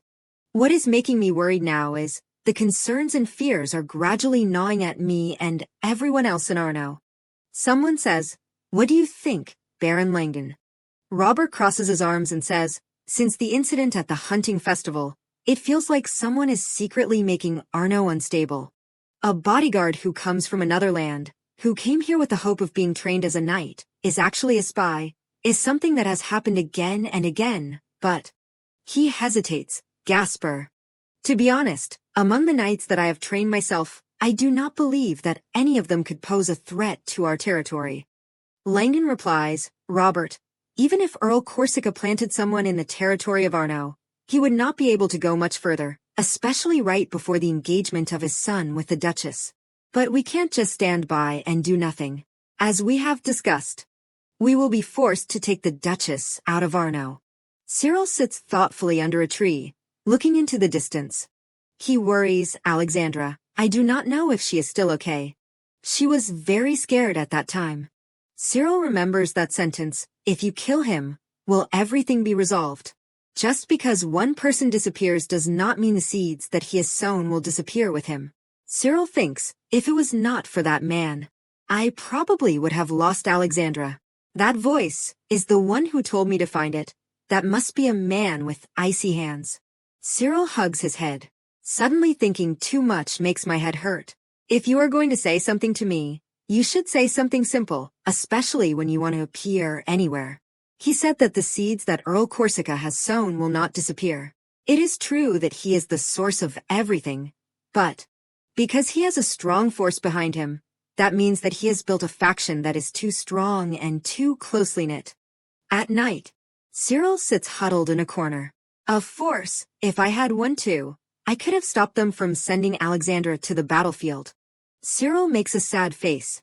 Winning the hearts of the people is a task that is too difficult for me. Outside there is a call, Cyril, it is Robert. Can we talk for a bit? Robert pushes the door open and steps in. Robert says, "Good. You are still awake." Cyril is confused, not understanding what is happening. Robert gives him something. "I thought it would be difficult for you to find it, so I brought a few winter clothes. Try them on, just in case the clothes are too small or the sleeves are too short." Cyril looks at him happily. He takes out the clothes. Robert helps him put them on. "This should fit." He suggests, "Let us go for a walk to see if it is comfortable to walk in these clothes." "Uncle Vincent, I am going out." Cyril looks up at Vincent. He looks at him kindly. Vincent's sudden action surprises Cyril. Cyril thinks, "I do not know why, but the way Vincent gently stroked my injured arm for a moment made me feel like it was a prayer." He stands there blankly, not understanding what is happening. Vincent stands and waves goodbye. It is already dark at this time. Cyril and Robert have walked for a while. Robert asks caringly, "Is it warm enough wearing that? How does it feel to walk?" Cyril nods. Robert is relieved to see this. "I see." Then, suddenly an arrow shoots out from somewhere and sticks into the tree. It is the arrow that Cyril shot. He is also very curious. Why did he suddenly tell me to shoot an arrow? Cyril looks at Robert approaching the tree. Robert says, "Your skills have improved a lot. On the mountain near the hill, the hunting area, I found your bow and quiver."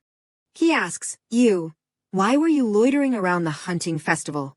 Cyril is slightly horrified. Robert asks him sternly, "That is a good position to aim at the group moving to the hunting area. Were you trying to assassinate someone with these bows and arrows?" Cyril is stunned and can't respond. His hands are trembling. Robert continues, "When the Duchess was only 5 years old, she was kidnapped. The person who kidnapped the Duchess that year. I thought that he had fallen into the Arno River and drowned, but all the evidence found recently has indicated that he may have survived and escaped. In the village where you saved Mr. Vincent, and where the two of you were discovered at the bridge. You deliberately jumped into the river, knowing in advance that you would survive by being trapped on that bridge, because doing so would help you gain the Duchess's trust. I thought it was strange from the moment you knew the Duchess was in danger that you did not participate in the hunting festival. Tell me, are you really suffering from memory loss?" Cyril is scared. He finally realizes that it is because of this that I have not been able to get anyone to truly stand on my side all this time. Even at this moment, I do not know how to justify myself. Robert crosses his arms and stands looking at him. Cyril looks at Robert with a determined look. "I want to convince Mr. Robert at any cost." Cyril remembers when Robert bathed him. And also when they practiced archery together. Although it was only for a short time, but I had the idea that if my father were still alive, that is what it would feel like. Think, please, what are you going to say to make him believe in you? As you said, I have acted suspiciously, but... Cyril slowly approaches Robert, his body still trembling slightly. How can I make him not hate me? If he can't trust me, then it is okay to die at his hands. But if I die here, that means Alexandra's death will also happen. No, I can't let that happen. Cyril is currently as if he is being submerged in water. He desperately thinks, this feeling. Cyril remembers the time he experienced it before. It is that feeling. Then he remembers the image of Alexandra. This place is my room in La Haas. After my mother returned to Castilla, this is me in the present at 5 years old. Before meeting Alexandra, I was always alone. I hope that I can be by Alexandra's side forever in the present. Alexandra, the one you will love, please protect her. Even if I disappear from this place. Cyril remembers when Alexandra helped him practice. You do not have to go this far. That is a bit too much. Cyril is moved to tears. Because Alexandra said, I believe in your sincerity, Cyril. So, Cyril, come with me. Cyril thinks emotionally, Alexandra, why is she here? He looks straight into her sincere eyes. Alexandra scolds, oh my, you crybaby, you do not need to cry. I was going to take you with me, so I asked him to check if there was anything wrong. Cyril looks at him, Mr. Robert. Cyril's mood also calms down somewhat. Suddenly Pierre rushes in from somewhere and says, "You see, this child is not a spy. If this foreigner was a spy, he would have shot the arrow at Mr. Robert when he was injured and run away. Moreover, this young man has eyes like a calf. He seems good at archery. You trained him very well." Seeing that Cyril seems confused, Alexandra explains, "From now on, to be knighted, I will have to go to another barack." Inside the room, these people are sitting waiting. Langdon says, "All the people and knights in the Arnaud barack will believe that the master of Arnaud is Alexandra de Arnaud, the only daughter of the Duke and his wife, even if she marries. That is why I decided that before the Duchess marries, she must be knighted. Because that is the only way to gain control over both the issues in Arnaud and the military field. That control should be in the hands of Alexandra. That is my belief, Baron Gaspar de Langdon, advisor to the Arnaud army." And, saying this, Langdon's voice softens. "It is also the firm belief of the late head butler, Vincent. And it is also what I am sure that the two of them were always thinking about. If the legitimate heir commands the army as a knight, then even if her future husband's family tries to seize control of Arnaud, you can easily resist them." Alexander says, "But in the end my move to another territory was cancelled, right? Could it be because they did not want me to become a knight?"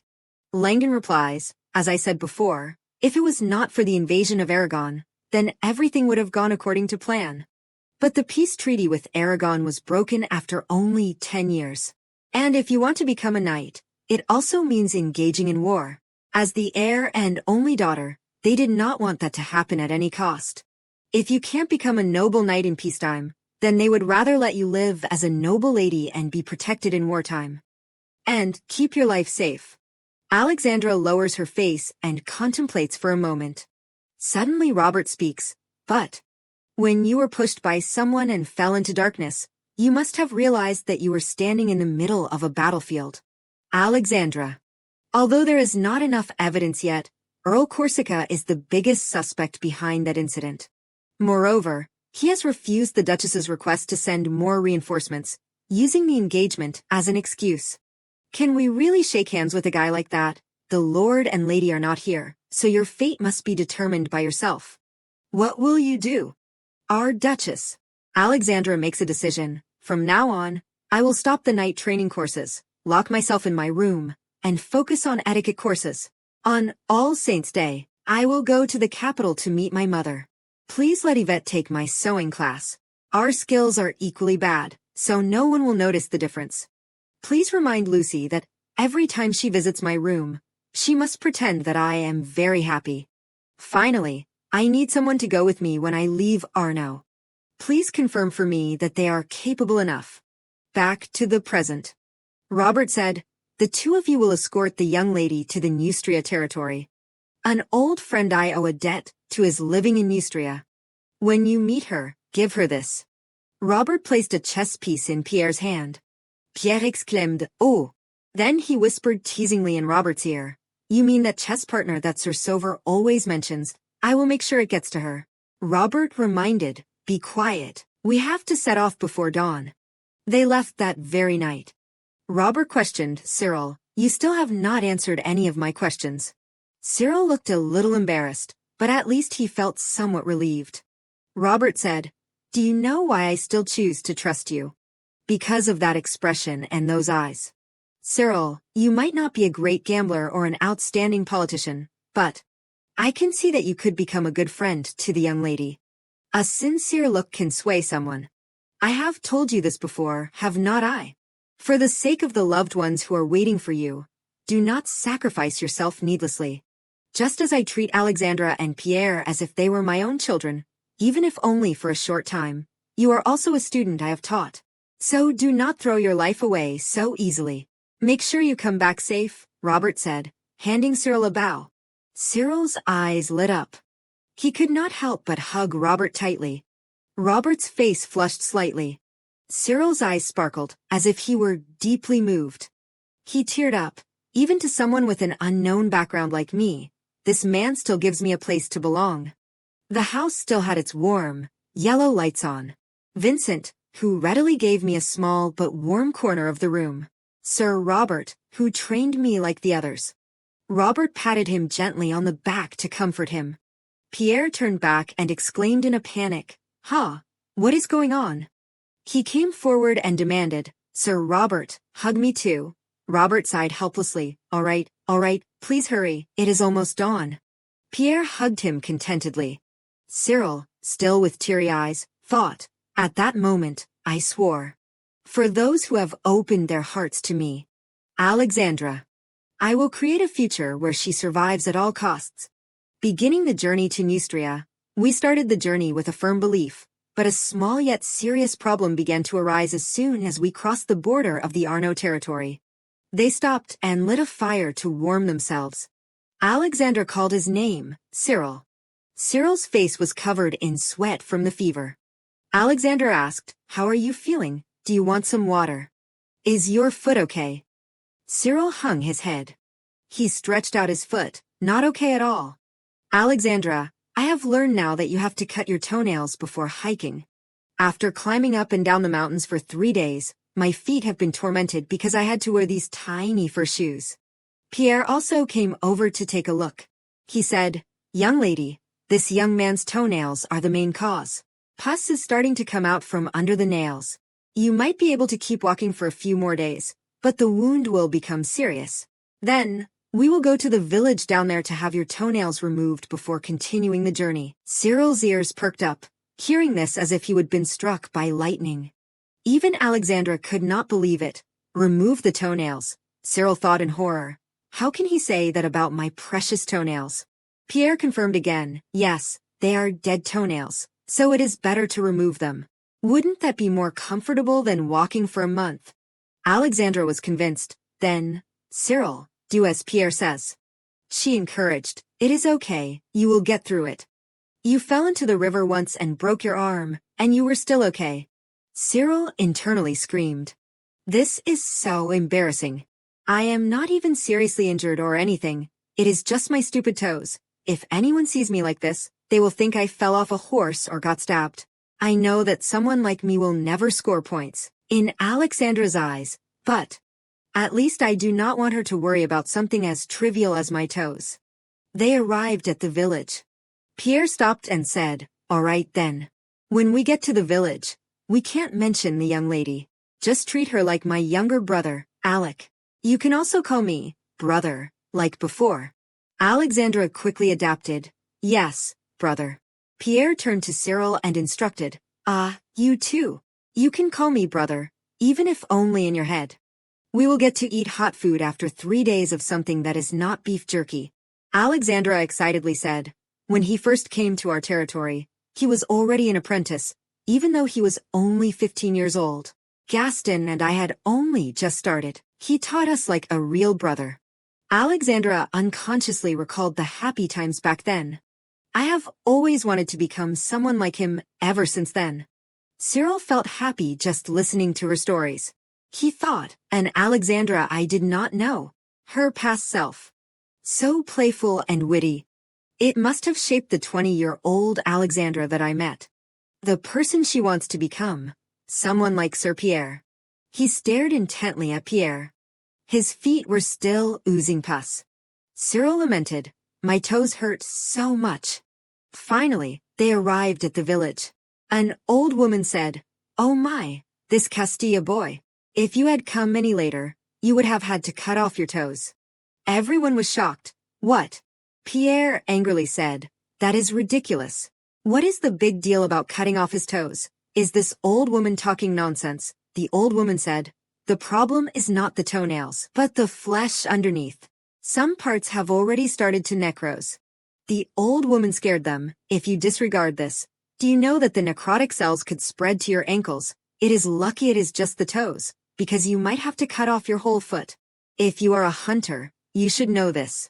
There are many people who are not aware of it, and have died in the mountains." Pierre sighed in relief. "Thank goodness we made it to this village before that happened." Cyril thought to himself, "That is scary." A man asked, "By the way, are you hunters from the south? Where are you planning to go?" Pierre replied, We are. A lady of a guest from Castilla wants a snow leopard skin, so we are heading as far north as possible." Herbalist, have you heard anything about snow leopard hunting? The herbalist replied, I do not know, but there have been quite a few outsiders in the village lately. From burly men like you to a group of about 10 children who said they came from the south. They are not peddlers, nor are they hunters like you. So I was curious. Therefore, I asked them what they were doing here. The man who had previously threatened him. Don't investigate. You will be in danger. He was too afraid to say anything. He continued, because those guys became fierce.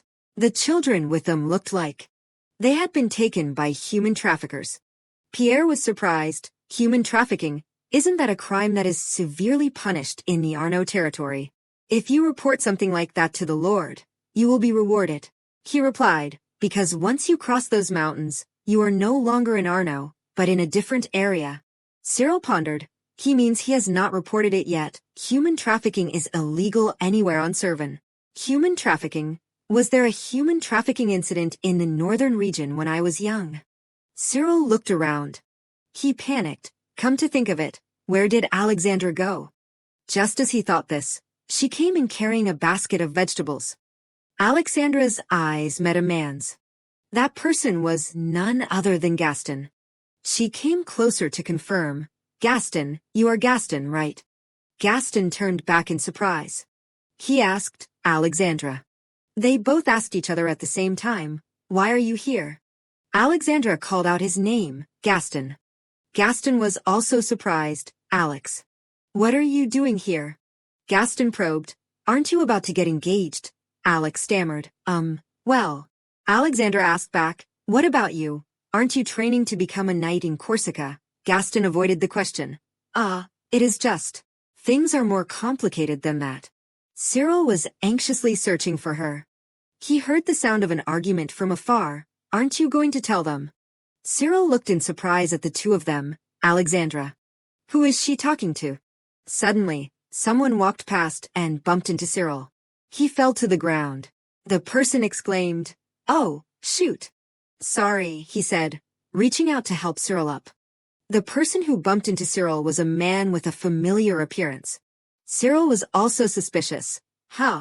This person looks familiar. He took his hand to get up. The man had a large scar on his face. He went over to Gaston. Gaston. Is the horse ready yet? Gaston hurriedly replied, yes, coming. He whispered to Alexandra, anyway, Alex, keep the fact that you met me today a secret, okay, got it. Alexandra, not understanding, cried out, hey, Gaston. She was confused. What the heck is going on? Gaston handed the horse over to the man. His eyes did not show happiness. Cyril rummaged through his memories. If that is Gaston, is not he Alexandra's foster brother, Yvette's older brother? They look really alike. But why does even that man look so familiar? Cyril remembered the image of him being a faction of Emilio in his past life. A look of horror appeared in Cyril's eyes. The Count of Corsica. They are his henchmen. Gaston turned around and looked again. Cyril looked worried. That is right, that man's name is also Gaston. He has been cooperating with Cernova, the right-hand man of the Count of Corsica, for a long time. If Gaston is from Arno and knows Alexandra, then why is he working for the Corsica side? Alexandra asked. Cyril, do not tell me you saw everything. Cyril looked at her sadly. Alexandra said, he is the foster brother I told you about.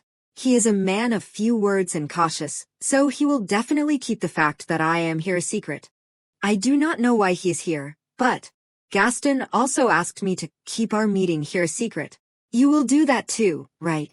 Cyril immediately nodded. He thought, if that is what Alexandra wants. Alexandra looked at the basket of vegetables in front of her. Then she looked at Cyril's bandaged feet. She realized something. She asked, don't tell me you came out looking for me. Barefoot.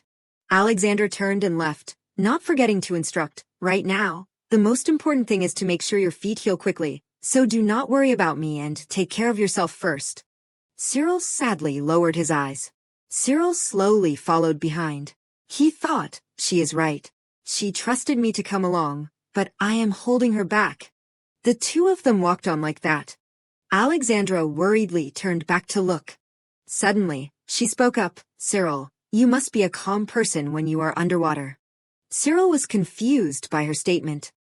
Without waiting for him to ask, Alexander explained, because you were completely fine after jumping straight into the river to save Sir Vincent, and you also jumped down the well to save me. Being stared at by Alexandra, Cyril's cheeks flushed. He thought, I only jumped down there because I was the smallest. Alexander continued, even now, just thinking about falling into the water, look. She finished, raising her trembling hand. Then she said, our journey has only just begun. If we have to cross rivers and streams in the future, I am the one who will hold you back. So do not feel guilty. And when I am scared, you have to be the one to help me. Okay. Cyril's mood improved somewhat. He looked tenderly at Alexandra. She was surprised by that look. Alexandra thought, I feel happy when Cyril smiles like that. She recalled an image from the past. Then she determined that, maybe it is because I always see him crying. Seeing Cyril cry makes my heart feel broken. From now on, I hope he does not cry in his sleep anymore. I hope he can continue to smile like that. On the other side, Gaston and the man continued on their journey. The man asked, Gaston, that kid who looked like the girl from earlier, who were you talking to? It looked like you were arguing. Gaston replied, that quack. He was trying to force me to buy medicine from him. The man instructed, if someone approaches you, do not forget to be extremely vigilant. Gaston de Langdon. He turned his head and said in a threatening tone, what we are doing, some people will call it treason, but it is all for the sake of this serving country. Don't forget that just one mistake could lead to the destruction of both the Arnaud and Langdon families. Gaston unconsciously thought of his younger sister, Yvette. His face was fearful. Gaston promised, yes, please do not worry. I won't get caught. Scene changes to a house. Yvette happily called out, Sir Vincent, look at me. Vincent looked on and exclaimed, oh my, that looks so beautiful. Are you embroidering a carrot? Yvette replied, no, it is a horse. A horse. I thought since it is for Alec, she would embroider a horse. Vincent was shocked and startled. He thought helplessly, she is just like her father, but she inherited this from her mother. Yvette continued her sewing work. The little girl said, oh, by the way, Sir Vincent, why is Alec going so far away to be knighted? She could also be knighted in our territory. Everyone knows Alec's skills. My father and Sir Robert are both knights, so would not they be able to grant her that title? Vincent smiled kindly at her. He slowly explained, my little lady, do not you often wonder wherever you want throughout the Arnaud lands, you are always safe, even when you are carrying expensive embroidered cloth and silk. That is because the laws in Arnaud and Langdon are very strict. Public safety is also better compared to other territories. Yvette wondered, so how does that relate to Alec not receiving her knighthood in Arnaud? What is the connection? Vincent explained in detail. In regions with good public safety like Arnaud, the knights always quickly eliminate bandits and thieves, usually dealing with robbers or mountain bandit groups by suppressing them. But because the young lady is the heir to Arnaud, she needs to achieve something in a clear and influential event outside of the territory. However, going to the front lines to face Arago in a life or death battle is too dangerous. Therefore, we chose to take the young lady to a territory outside to achieve something, and then have her be knighted there. The Marquis of Neustria is the most powerful lord in northern Servin. That place borders Aragon, and is a place where opportunities to achieve something and serve are likely to appear. Yvette pondered for a moment. The little girl replied, I see. What about my older brother? Is that also why he went to the Corsica territory? Vincent looked at the little girl without answering. He sighed softly. Then he gently stroked the little girl's head. In the capital of Servin, Lajas. The letter was placed neatly on the table. Sover spoke up. Sending children to other territories to train as knights in noble families is considered on par with marriage. In other words, it is a way to show which side you are on. Even when war breaks out between countries, noble families can't just point swords at each other, right? After Lady Alexandra's trip to Corsica was cancelled, the reason we sent Gaston to train as a knight was to ensure that the connection between our two families remained strong. Bianca and Yvonne held each other's hands tightly. Sover continued, in the current situation, when the actions of the Count of Corsica's family are becoming suspicious, Gaston is no different from a hostage. Worry was evident on Yvonne's face. Bianca worried, Yvonne. Yvonne replied, young lady, I am fine. She said, when Gaston was little, I prepared myself for this when he said he wanted to become a knight like his father. Yvonne remembered when the whole family was together in the past. She silently prayed, I just hope Gaston does not encounter too much danger. Scene changes to a town. Cyril was repaying the old woman by helping out. Suddenly, he realized something. Cyril thought, Alexandra. She said she is okay, but after accidentally meeting Gaston, she occasionally looks like she is sinking deep into thought about something. Pierre used an axe to break wood. He said, we have to get horses. Alexandra asked in surprise, huh? Why did you suddenly change your mind to go by horse? Pierre replied, according to what I have heard, it seems that they are on the route we have to take. You are talking about those suspicious people, the ones from the south, maybe human traffickers. There are only 3 of us, so it would be very dangerous if anything happens. Now I am thinking it is better to buy horses and speed up than to go slowly like we are now. And because of that kid's feet, too. Cyril accidentally overheard the conversation as he came out. Alexandra asked clearly, brother, are those people that Herbalist was talking about really human traffickers? Pierre said, it reminds me of things on the front lines. Recently, in many territories in the south, there have been many cases of missing children, especially boys of the same age. There have always been trashy parents who dared to sell their children for money. Cyril pondered, hearing Pierre's words, I finally remember. When I was reviewing old documents with Alexandra after she ascended the throne. At that time, Alexandra said, Your Highness, this is a record from the guards, written during the invasion of Aragon 10 years ago. It says here that many children in the slums disappeared at night, and those children were trafficked. Looking closely, the tax column in the north suddenly increased right after that. Could there be a connection? Back to the present, Cyril secretly analyzed. If the guards' records talk about this, it is very likely that those children were sold to the north. Then why is he, Gaston? Alexandra stared blankly. She struggled to arrange the dry firewood. Pierre sighed. Out of nowhere, he went and tugged on Alexandra's hair, causing her to jump.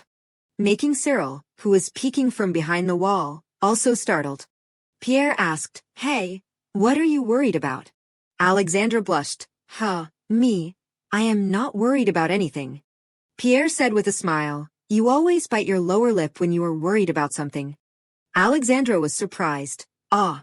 She lowered her head, her eyes filled with sadness. After struggling with her conscience, Alexandra turned and opened her mouth. Brother, there is something I need to talk to you about. Can we go back and find Gaston? Can we go find Gaston? Cyril was also very worried. Cyril sadly thought, Alexandra told Pierre everything about meeting Gaston, but she told me it was a secret. So Senior Pierre is someone trustworthy to Alexandra, so she can tell him everything. Pierre replied with a smile, we can't do that. Alexandra insisted. But, Pierre said, Alec, if what he said is true, then Gaston must be in a difficult situation. We may be outside of the Corsica territory, and it would not be anything special if he was just sightseeing with a knight he works for, but he also has a reason to say it is a secret, right? An apprentice has no choice but to follow the orders of the knight they serve and the lord they belong to. If it is a secret he can't tell you, then it is very likely that it has something to do with the Corsica territory. That also means that we can't easily help Gaston escape. Moreover, if we act rashly and try to rescue him, your identity will be exposed, and that will cause trouble for Arno. Alexandra's face fell. She replied dejectedly, I understand. Pierre patted her head to comfort her. Alec, if you are worried about Gaston, it would be better if we quickly got to Neustria and asked the Lord there for help. Alexandra thought deeply. She pouted. There is no other choice but to accept it, even though I do not like it at all. Pierre looked at her gently. Then he said, The order I received from my superiors was to bring apprentice Alec to Neustria. But if it is an order from Lady Alexandra of Arno, then I am willing to obey. Alexandra looked at him with sparkling eyes. She shook her head. No, everything you said makes sense. Because I am not capable enough, nor do I have the skills, I won't be stubborn like that. I will get to Neustria as quickly as possible. The two looked at each other and smiled. Pierre stood up. Then I will go find that quack first, to ask if he can sell the donkey for a horse. Since when did that quack become sir? At the corner of the wall, Pierre froze. He discovered traces that Cyril had left behind. Seeing that Pierre's expression was different, Alexandra asked, "What is wrong?" Pierre said, "I am sure he was just here." Cyril walked barefoot on the ground. He was panting from exhaustion. Cyril remembered every word they had said to each other. Everything you said makes sense. Because I am not capable enough, nor do I have the skills, I won't be stubborn like that. What Cyril cared about most was Alexandra's happy expression at that time. Cyril thought to himself, it is strange. In a place where I have never been hurt before. It hurts so much. At the time when the sun was still appearing, Pierre and Alexandra took care of the horses together. He turned back and asked, Hey, can you ride a horse? You seemed okay when you were sitting on that donkey. Cyril thought, that is something I am not exaggerating when I call it my specialty. To be honest, I am very confident in my riding skills because I practiced with Alexandra every Wednesday for 5 years. Alexandra told him, my mother and I both learned to ride from my father. Since then, I have always wanted to become as good at teaching riding as my father once was. Those were the things she had said. Cyril told himself, but I have to play the role of a stranger with amnesia. So he shook his head. Pierre said, I see. Then Pierre pointed and said, Alec, you have to carry him. Cyril exclaimed in horror. What? Alexandra asked in surprise. Huh? Me? Pierre replied. Yeah, because carrying one more person is a bit much for me. We could only buy 2 horses, because the village is small. These horses are a little small too. Alexandra looked in Cyril's direction, causing his cheeks to flush. Then she turned her face away shyly. Cyril thought to himself, of course, she will be embarrassed. After all, she is the Duke's daughter. Cyril carefully observed the expression on her face. Alexandra said, we'll carry him. We do not have much time left. Let us set off quickly. Cyril panicked. What? She just agreed like that.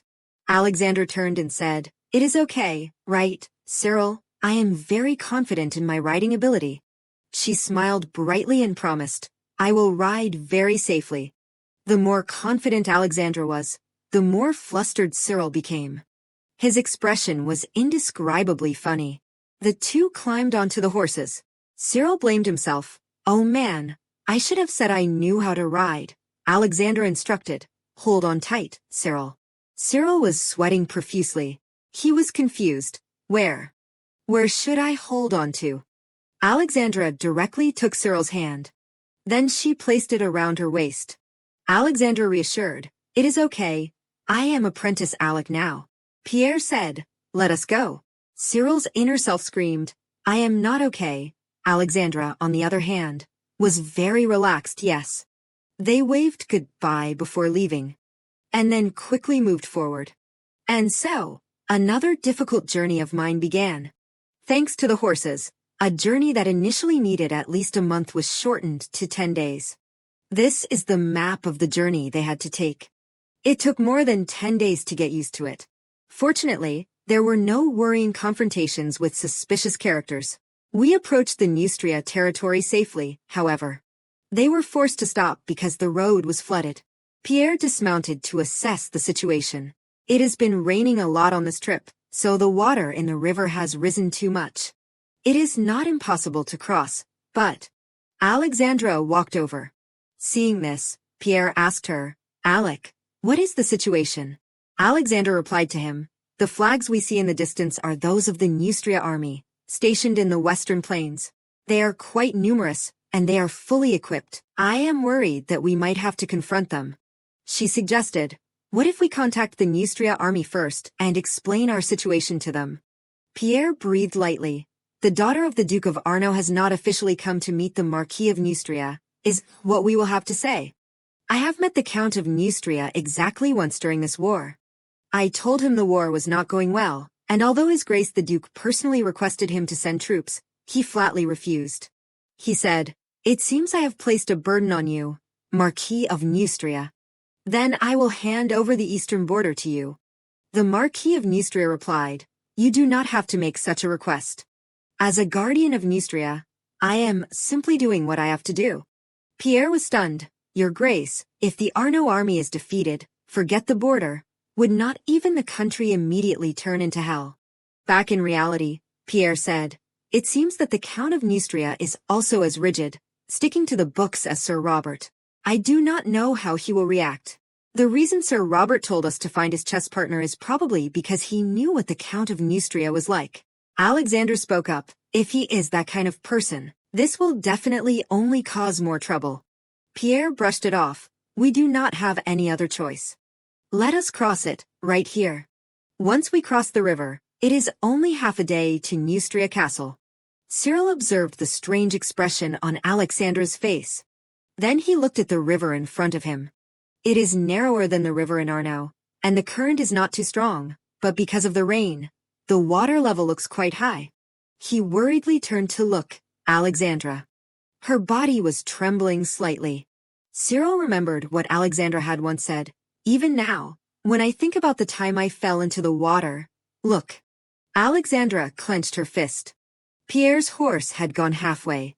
He happily praised his mare. "You look small, but you are not afraid at all. Good girl." Pierre turned to look at Alexandra. Seeing that she was still hesitant, Pierre asked, "What is wrong, Alec?" The horse was afraid and did not dare to move forward because of Alexandra's fear. Pierre was troubled. "Oh man, why is that horse so scared?" Cyril looked at her worriedly. He remembered the past.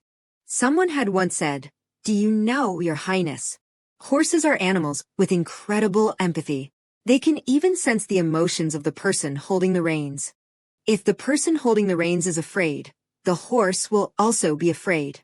In other words, it was Alexandra's fear that was affecting the horse's emotions. Alexandra's whole body went limp. Cyril anxiously looked at her, failing too. Killing people will take away Alexandra's future. I can't create a faction that can become a new force for her. And I can't solve her problems or even offer a solution, but if Alexandra is afraid, then I will accompany her on this path. At least, this is what I can do. Thinking this, Cyril got down and led the horse across the river. Pierre asked, "Hey you. Are you okay? It is already this cold just from getting your feet wet." Cyril's whole body was trembling from the cold.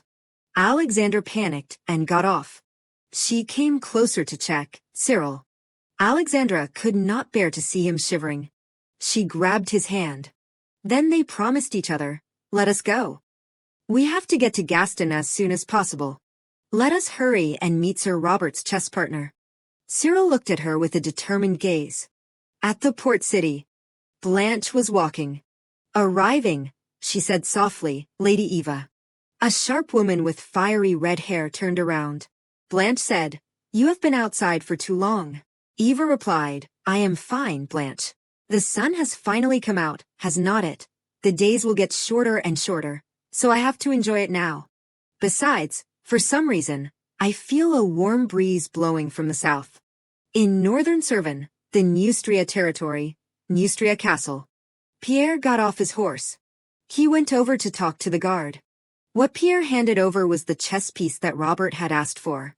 "An old friend of mine lives in Neustria. When you meet her." It turned out that the chess partner Robert had mentioned was Eva. "Give her this." At the city wall gate, they had gone inside. Seeing that Cyril was still freezing, Alexandra was worried sick. Cyril's eyes were lifeless. Pierre anxiously asked, "Hey you, are you okay? Do you have a fever? You have changed out of your wet clothes, but you are still shivering." Cyril struggled to breathe. He thought to himself, "I feel like I am about to faint. No, if I collapse here, I have to leave a good impression on Sir Robert's chess partner." Alexandra looked at him with sparkling eyes. Cyril smiled happily. After all, she is the only one who can persuade that stubborn duke in Neustria. Eva approached. She spoke up, "Are you the people who want to meet me?" As soon as Cyril saw Eva appear, he was shocked and startled. His face was incredulous. Huh? What? Why is this person here?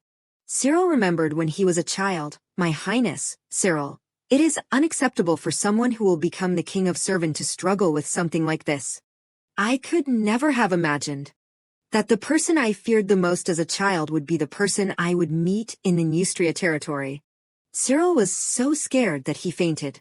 He had discovered the shocking truth. Cyril, Sir Robert's friend, was Eva, his tutor when he was 5 years old. Her words still echoed in his head. My Highness, what kind of king do you want to become? A merciful king loved by everyone, but sometimes they are seen as weak. However, a strict king will certainly have subjects who resent them and have animosity towards them. People's hearts are always changing. That is why a king must achieve a balance between mercy and strictness. Please, become a beloved king.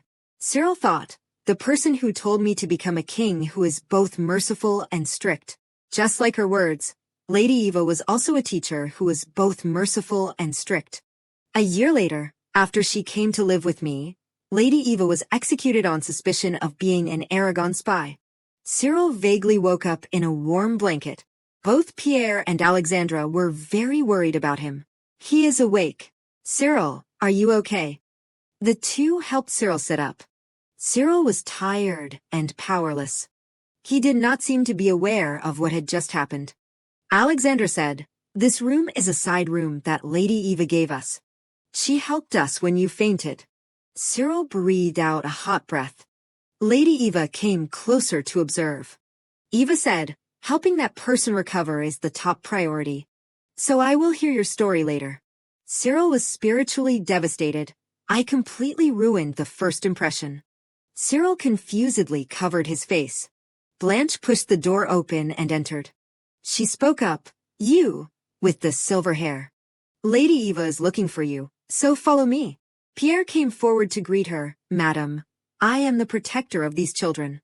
If you have anything to say, please tell me." Blanche interrupted, "I am not a madam." She retorted sharply, "And Lady Eva requests to meet your master." All three were surprised by this request. Cyril panicked. How could she see through Alexandra's identity? Blanche glanced at Cyril. While everyone was confused, Alexandra stepped forward and said, "Please lead the way." She removed her hood. Alexandra reassured, "Don't worry, brother, I know exactly what I need to do." Then she left with Blanche. Cyril worriedly watched her go. Arriving, Alexandra sat properly. A chessboard was laid out before her. Eva asked, "Do you know how to play chess?" Sir Robert must have taught his beloved granddaughter. Alexandra hesitated. "Madam, since when did you know my identity?" Eva said, "I am not a madam. You can just call me Eva. And there is nothing to figure out. He told me in a language only he and I know. Sir Robert's king is the Duke of Arno. His queen is the Duchess of Arno. And his knight is Princess Alexandra of Arno, who wants to become a knight.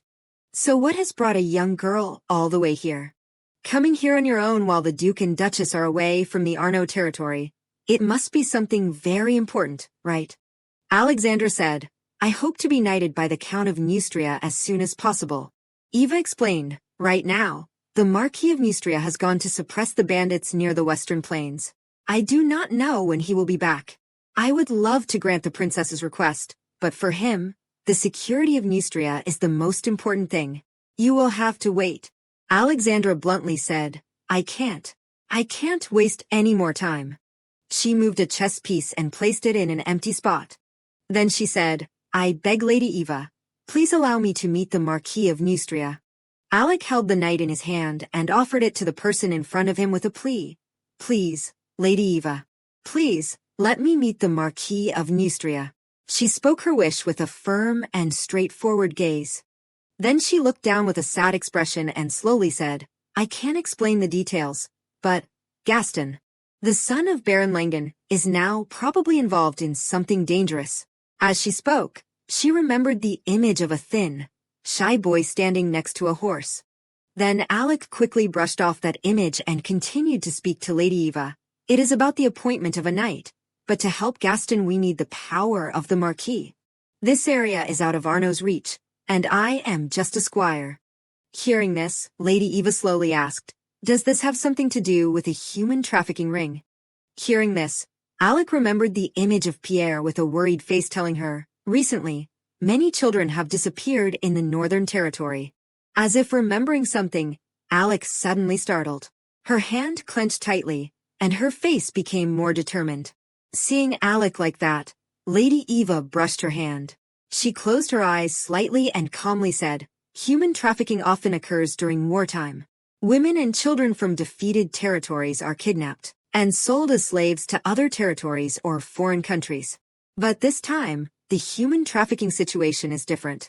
As she spoke, she reached out and grabbed the black and white chess pieces on the table, lifting them up. Then Lady Eva looked up and stared at her. Her hands held the black and white chess pieces like losers. Her eyes gradually turned scary. She said, "To say they were wiped out at once is not an exaggeration. Many people have disappeared quickly. I heard that children are disappearing in the southern area from Lajas, so I thought it might be related to. Neustria is a border area where free people also serve in the military." After saying that, Lady Eva released the chess pieces and looked up at Alec. Her voice softened as she continued, "The labor force has decreased, and compared to other territories, we react quickly to the population decline. That is why the Marquis directs this as the action of an organized human trafficking ring. Under the guise of eliminating the robbers, he has been monitoring the human trafficking ring." Hearing this, Alec patted her chest and said with a determined look, "If that is the case, I even have to help him more." Responding to Alec was Lady Eva's disapproving shake of her head. Joachim of Neustria is a conservative. In her mind, the image of the Marquis of Neustria was a rigid man with sharp eyes. He is not the type to comfortably share internal troubles related to the human trafficking ring with the princess of a neighboring country. If you interfere, it will be seen as an issue between the two territories. If he finds out I am talking about what is happening in Neustria so casually like this, he will definitely preach to me for 3 days straight, that stubborn man." At this point, disbelief appeared on Alec's face. Her eyes showed that she was fearing something. Unable to hide that fear, Alec lowered her head and took a heavy breath. Looking down at her hands intertwined, tightly squeezing the knight and trembling, her voice also trembled, "Gaston." But perhaps because she was too scared, Alec could not say anything more. Lady Eva at this time also stood up and looked at the little girl in front of her. Then she put her hand on her shoulder and reassured her, "I understand your worries, but for now let us wait and see. I have been entrusted with the grandson of my close friend, so I must take responsibility. I will try to find a solution in my own way." As she said this, her eyes also became gentler at Alec's absent-mindedness. As if feeling the warmth through Lady Eva's hand, she unconsciously burst into tears, sobbing as if she had released some of her feelings. Alec said softly, "Thank you." As if hearing what she wanted to hear, seeing what she needed to see, she stood up straight at this time, her face showing satisfaction and a warm smile. As if remembering something, she continued, "By the way, I heard that the eldest daughter of Count d'Abbeville and the Princess of Arno have been friends for a long time. Are you two still close?" Hearing this, Alec looked up at Lady Eva with some confusion. An image of long, shiny brown hair appeared along with her words. "In fact, that child is recently in Neustria." Then, as if they both had the same thought, the figure of a girl with long curly brown hair and blue eyes looked beautiful and full of charisma. She was Muriel de d'Abbeville. In another place, someone was slowly peeling an apple skillfully. Cyril, with a tired face, hot flush, and sweat dripping, was sitting slowly eating the piece of apple in his hand. While eating, he looked at Pierre sitting nearby eating the apple and thought, will the conversation with Alexandra last longer? Pierre did not know what Cyril was thinking, only saw that he seemed to be almost done eating, so he slowly instructed, "If you are done eating, lie down for a bit. If you hurt yourself here, someone will feel guilty." After hearing that, Cyril did not think anymore and relaxed more while eating and thinking, "Sir Pierre is right." But unconsciously, he suddenly remembered the image of him leading the horse with her. His face showed a bit of sadness. If I get sick, Alexandra will probably think it is her fault. Pierre glanced at Cyril. His mouth was still chewing, but his expression was a bit smug, as if he could see the thoughts of the boy in front of him. Not waiting long, he blurted out, "Do you like Alexandra?" Cyril choked on the apple he had just eaten after hearing this. He looked at Pierre with a bit of panic and a red face, full of questions.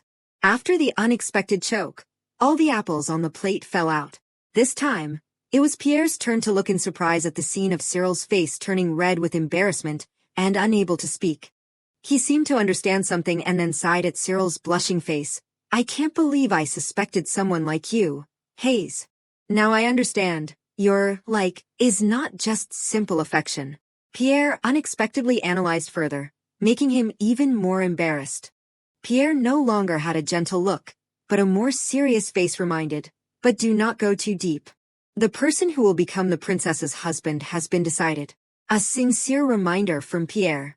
The words made Cyril no longer embarrassed, but on his face there was a bit of thought flashing across. He lowered his head, his blue eyes darkened, sweat rolled lightly on his cheeks, and he understood that Pierre's reminder was for his own good. Thinking about the moment he saw her for the first time, he thought to himself, "I know that even though I have not liked her for long, Alexandra, she is already someone else's wife." At that time, he was just a boy with an innocent face looking up at her. She was already a girl destined to be with someone else, but her smile like sunlight still remained in his memory. When he grew taller and reached her eye level, every time, she still saw him as a child in need of her care.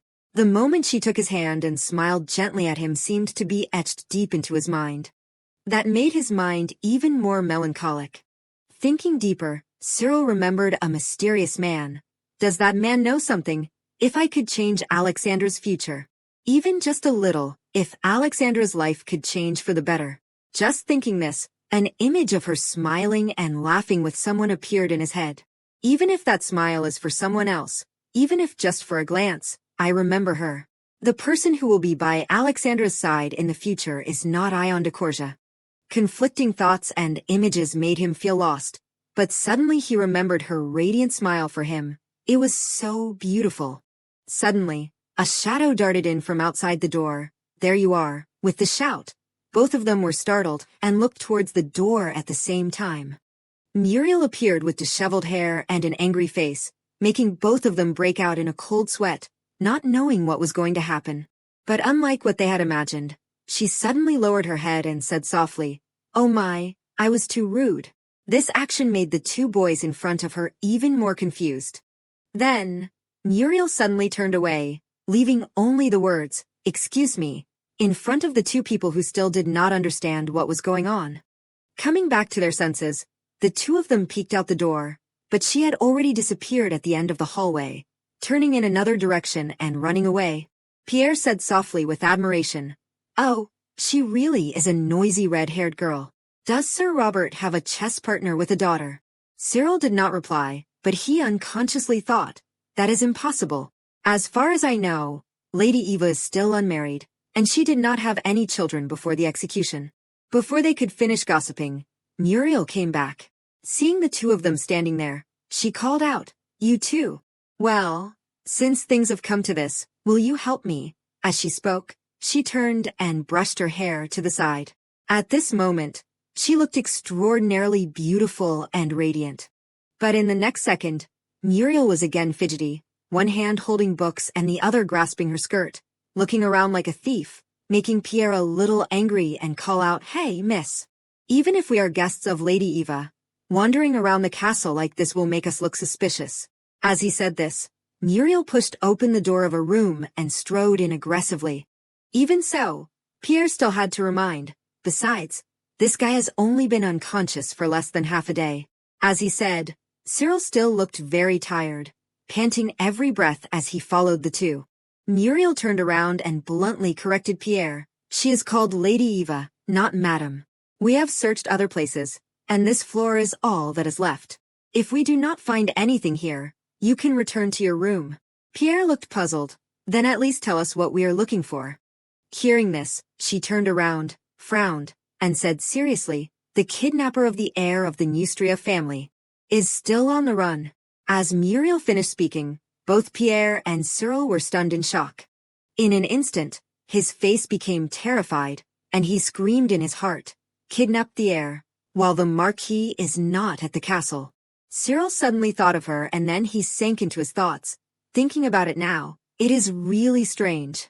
In my memory, Lady Eva should definitely be in the capital Lajas during this time. The year my mother returned to her hometown in Castilla, she became the supervisor of my studies. At that time, I was 5 years old, this very year. If the woman Evangeline is now in Neustria, that means the future has changed. Thinking of this, Cyril's head was full of questions. Why is the future like this?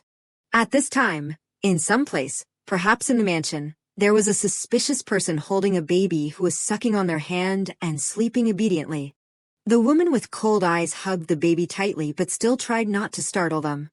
Outside, people were suspiciously exchanging glances, seemingly trying to reach a unified agreement. Pierre raised his hand and scratched his head and then spoke, breaking the current situation. "What is the description of the kidnapper of the heir?" Muriel also honestly and quickly replied, "Well, there is not much to describe. You will know when you see them." Hearing her seemingly non-answer made Pierre stiffen, but he still replied, "I see. Then let us quickly go find them, so we can rest." Cyril heard this and looked up at him with sweat rolling lightly on his cheek.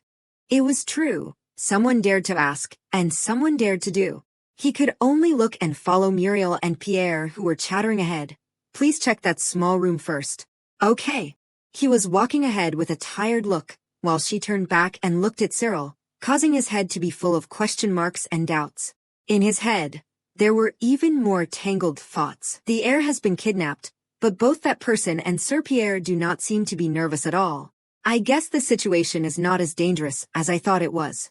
While searching each room, he could not help but think, that is right, if it was really a big deal, they probably would have mobilized soldiers to search, not just a girl like this. Cyril and Muriel entered a room together. Behind the chests for storing things, they saw a head wearing a hooded cloak peeking out. Going closer, they saw a little girl holding a child in her arms. At the same time, the child burst into tears. She said loudly, "Found her." The girl broke away, hugging the child and running away before the horror of Cyril and the anger of Muriel. She shouted, "Christine, it is me." Christine glanced at him, who was still in shock, while running.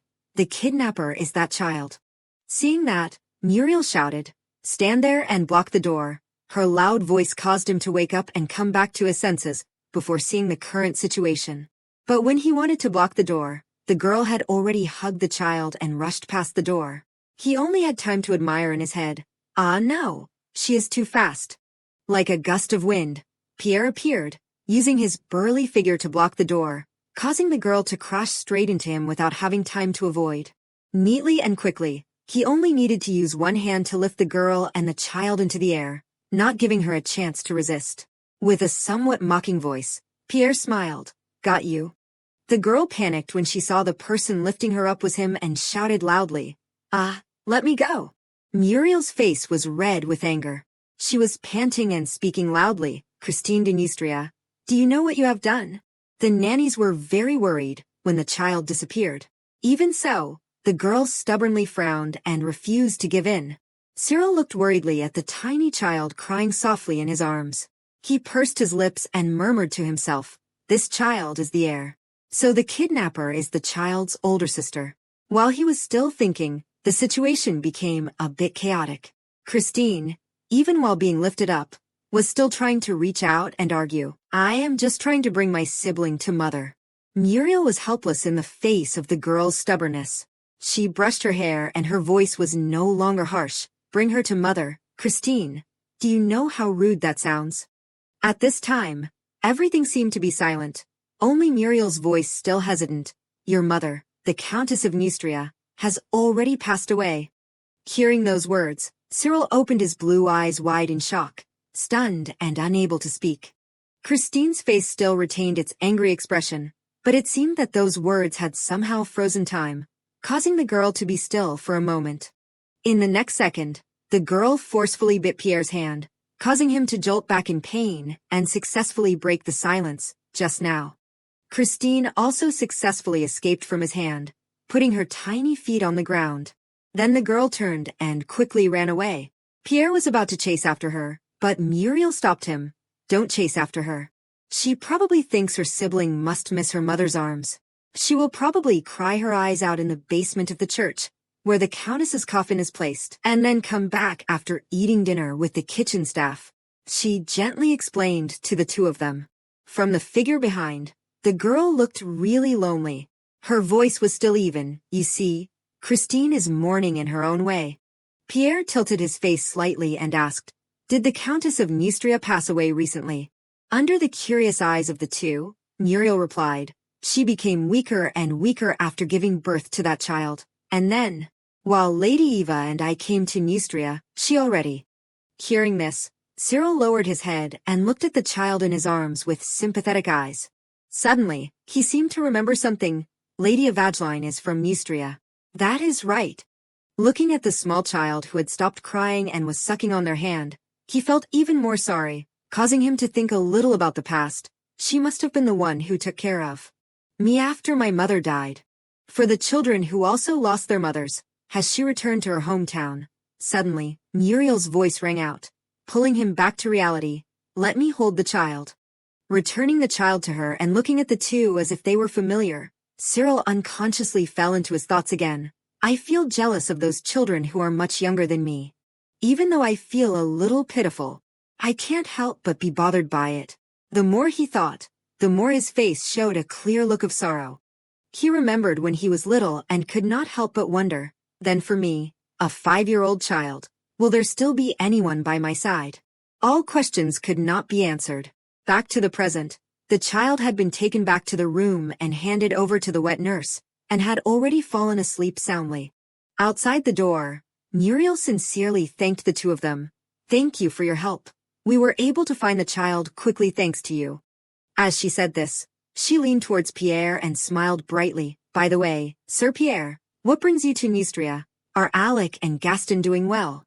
He heard the question and did not answer immediately but pointed to his face and asked in surprise. How do you know my name? Muriel also asked back in surprise. Oh my, do not you remember my name? She frowned. It was probably last year. You brought Alec and Gaston to our mansion. Remember, according to her words, the image of him at that time with the two children also appeared as a reminder. At that time, she had happily run out to greet them, but now when she pointed at herself to remind him, he was still at a loss and did not recognize her. Pierre raised his hand to cover his face and stuttered embarrassedly. Oh, miss. Before he could finish speaking, a voice rang out from afar, Muriel. She turned her head towards the voice. At this moment, under the light, all her advantages were clear, making her even more radiant. Her eyes lit up when she saw the person coming. Muriel happily cheered, Alec. Hearing such a lovely call, Alec's face flushed in an instant. Muriel did not care about the two anymore and turned to happily blame lightly. Alec, you are with him. You should have told me. Pierre immediately retorted, no. I do not even know who you are, until now. At this time, he remembered and said to Cyril, how could I forget that face, that red hair, the eldest daughter of the d'Abbeville family, childhood friends of Alec and Gaston. He looked up at them in surprise, secretly asking in his head, d'Abbeville. Before his eyes was the scene of the two happily greeting each other, smiling and talking non-stop, brightening up a corner.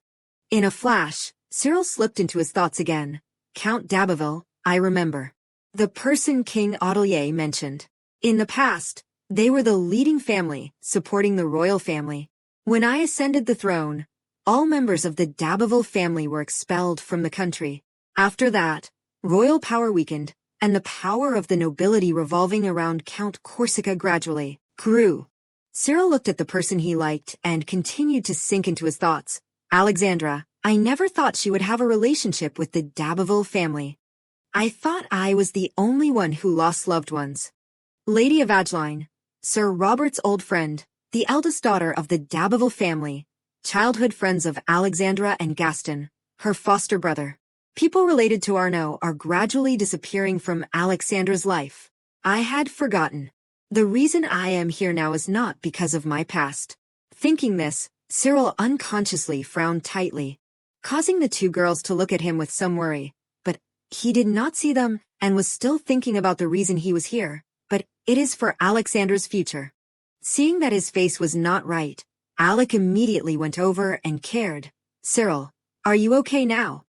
He was still absent-minded, immersed in the memories and thoughts of reality intertwined, so he did not notice Alec anxiously waving her hand in front of him. Suddenly, a large hand appeared and placed it on his forehead, causing him to wake up as if from a dream, his face still showing bewilderment. Without waiting for Cyril to speak, Pierre spoke. He had to run back and forth for a few things, so he is not trembling as much as before. He looked up and looked at the person behind him and said, softly, I understand. Hearing that, Alec's outstretched hand also retracted. She also sighed softly, oh, Miss Arno. Behind her, Muriel glanced, as if sensing the unusualness in Alec's actions, but she did not rush to speak. Instead, she quietly observed Cyril's expression as well. On his face at this moment was an indescribable embarrassment. Suddenly, her eyes stopped on the necklace he was wearing. As if realizing something, the expression on her face changed in an instant. Returning to the conversation between Alec and Lady Eva earlier, when she was about to leave, she suddenly turned and asked, by the way, Princess, who is the Castellan boy who came with you? Alec remembered and replied, are you talking about Cyril who came along? He was found in the Arno territory and does not remember anything except his name, so we do not know his family, but we suspect he may come from a wealthy family.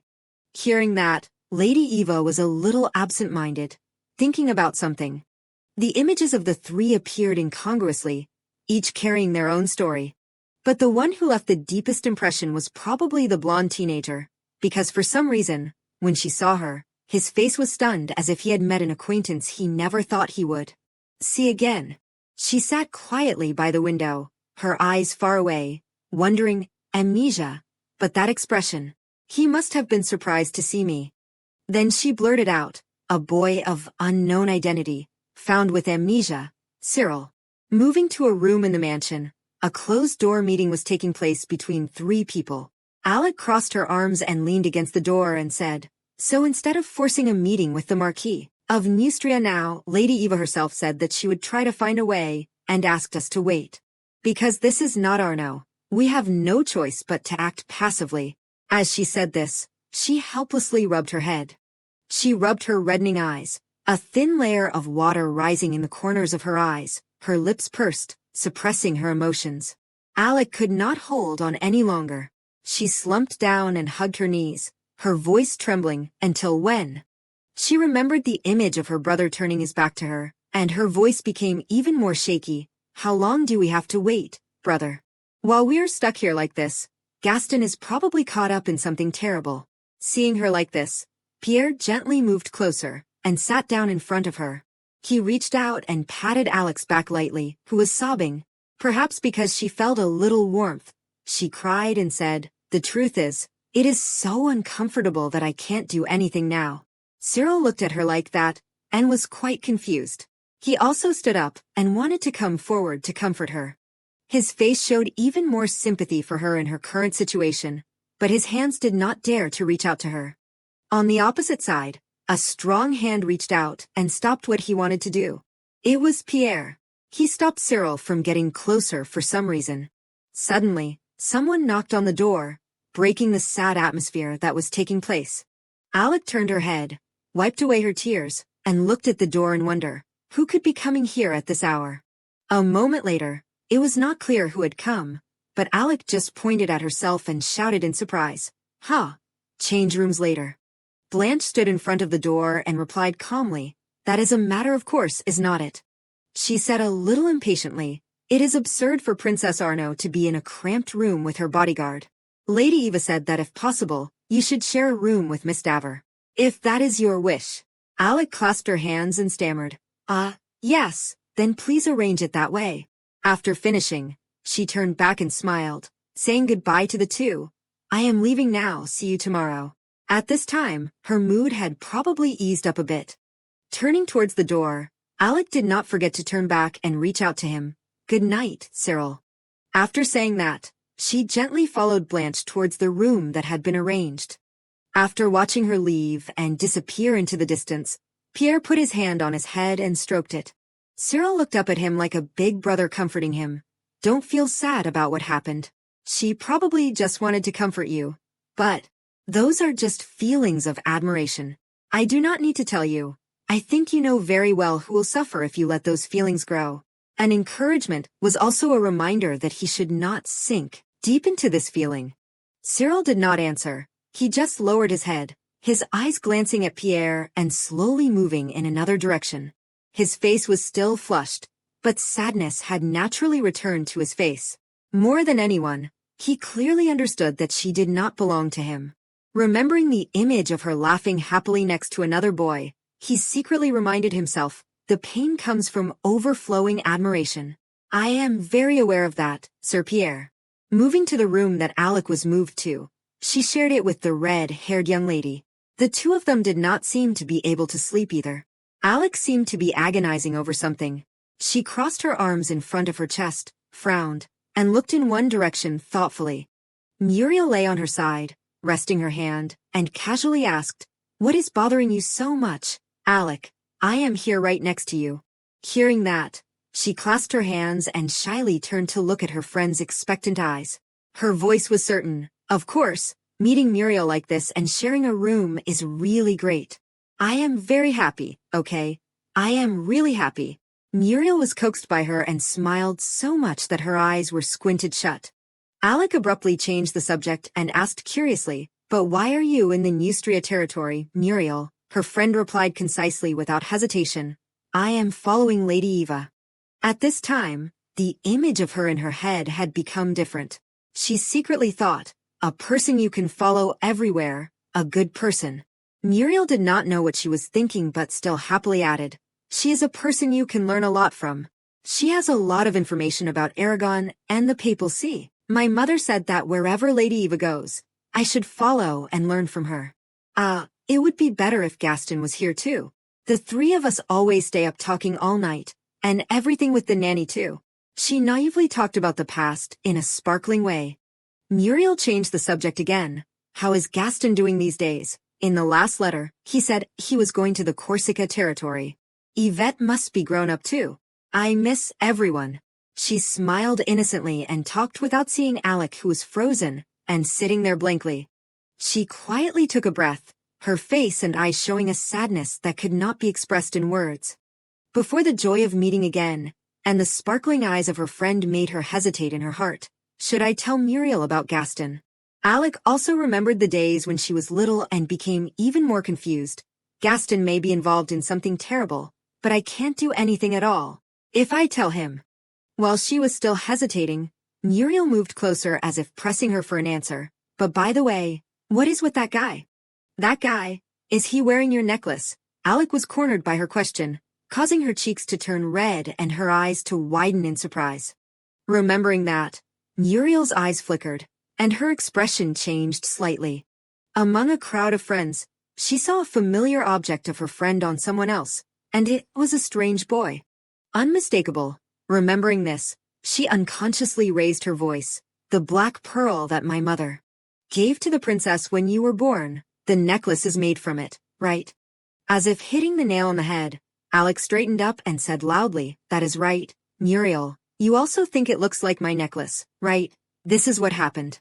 Then the two, as if sitting on the same horse, were traveling on a road paved with explanations of what had happened from Alex's point of view. A moment later, Muriel sighed as if feeling emotional. "So Cyril saved Vincent, and also saved you when you two fell down the well. That is great." She also unhesitatingly affirmed, "That is right. You know, on the way here, I had to share a horse with Cyril." Alec was somewhat embarrassed to mention this. Remembering the time the two rode together, she blamed herself again. "I was too focused on having to get to Neustria quickly, and did not think anything when I let him ride behind me." Thinking about the moment Alec took Cyril's hand and put it around her waist, what did she and he think at that time? She was carefree, but he was embarrassed to the point of blushing. Thinking about it now, she said, "Until then, I just thought he was like my younger brother, like Gaston, so I did not think about it." He also obediently put his arms around her waist throughout the journey, sometimes making her a little uncomfortable. Then, at a section of the river, her expression changed, remembering and telling the story. But when we had to cross the river, Cyril noticed that I was afraid of water. And he did not hesitate to jump into the water and lead the horse across. It felt very strange. Speaking of this, remembering that image seemed to make her heart flutter. Alex suddenly lowered her head, her eyes drooping slightly, her voice a little sad. Cyril is someone I have to take care of, like a younger brother. Do I, as I am now, seem too helpless and stupid in his eyes? I do not like that feeling. Realizing the mood of her friend, Muriel reassured, even if Gaston was there, he would also happily jump into the water for you. Do you think you also would not like Gaston to see that side of you? Alec flinched when she heard the question, hesitating. Huh? That is. Muriel did not wait and smiled, continuing her words. So you just do not want Cyril to see you like that, right? If you really see him as a younger brother like Gaston, you should feel the same way. Is Cyril really just a younger brother to you? A casual question hit the heart of the story. Alec opened her eyes wide. Time around her seemed to stop. Had she never thought about this question before? Immediately, the image of a handsome blonde-haired, blue-eyed teenager with tan skin and a smile appeared in her head. The gentle smile took her hand and reassured all her worries, unhesitatingly facing her fears together. In that moment, in her eyes, she probably no longer saw him as just a younger brother anymore. The image of Cyril strongly leading the horse and walking through the water with her was as if carved into her mind. Alec's hands squeezed the bedspread below. She must have thought of the answer. Her face flushed red to her ears, and she said hesitantly, "It is different." She propped her chin up to relieve her blushing face. "What should I do, Muriel? I think I like Cyril." To recap, 3 people had traveled a long way from Arno to Neustria so that Alexandra could be knighted. Meanwhile, they learned that her brother Gaston may be involved in a human trafficking ring. Alexandra's heart became anxious. But the important Marquis of Neustria was absent. And so, we're stuck in Neustria. All 3 of us are helpless in the face of the current situation. In Cyril's mind, when the journey began, he secretly thought that his wish would be quickly fulfilled. Alexandra, she will easily achieve merit and receive the title without any difficulties, and be able to return to Arno immediately. He unconsciously fell into thought again. But, Lady Eva's words, "Princess Arno, it would be best if you stopped disguising yourself as a man inside the city walls," completely reversed everything. Alexandra could only unconsciously reply, "Yes," following her arrangement. She slowly explained, "The scene of a disguised lady in Muriel's room does not look good in other people's eyes. I will give you one of my dresses from when I was little." Then, Lady Eva looked up at Alec and smiled. "You understand what I mean, right?" The 2 of them looked at each other, seemingly understanding the meaning. Suddenly, she spoke. "I think I understand why Lady Eva is Sir Robert's friend. Lady Eva is very much like a teacher. I can feel an undeniable authority." Saying this, Alec's expression darkened slightly. Switching to another corner of the mansion, 3 people were sitting with their backs to each other. Pierre said, "I heard that she came here after becoming a private tutor for Prince Cyril in the capital. Being a tutor for the royal family must have given her a special aura." Alec did not quite believe it. "Where did you hear that?" He replied concisely, "I asked the people working here." While the 2 were talking, one person was trembling slightly with worry. It was Cyril. He did not participate in their story but just quietly thought, "I do not think that has anything to do with the royal family." Alec was still continuing, "Your communication skills are admirable. How can you gather information in a strange place that you only arrived at yesterday?" Without waiting for Pierre to answer, she turned and called, "That is right, Cyril." Hearing his name, he smiled slightly and looked at Alec, but in her eyes, he seemed to be shining, causing her cheeks to turn red. They looked at each other shyly, not knowing what to say. Alec unconsciously remembered last night's conversation. "What should I do, Muriel? I think I like Cyril." This is a big problem. After talking to Muriel last night, her face unconsciously turned red when she thought about this. In her eyes, Cyril looked so cute, but in reality, he was still looking at Alec without understanding.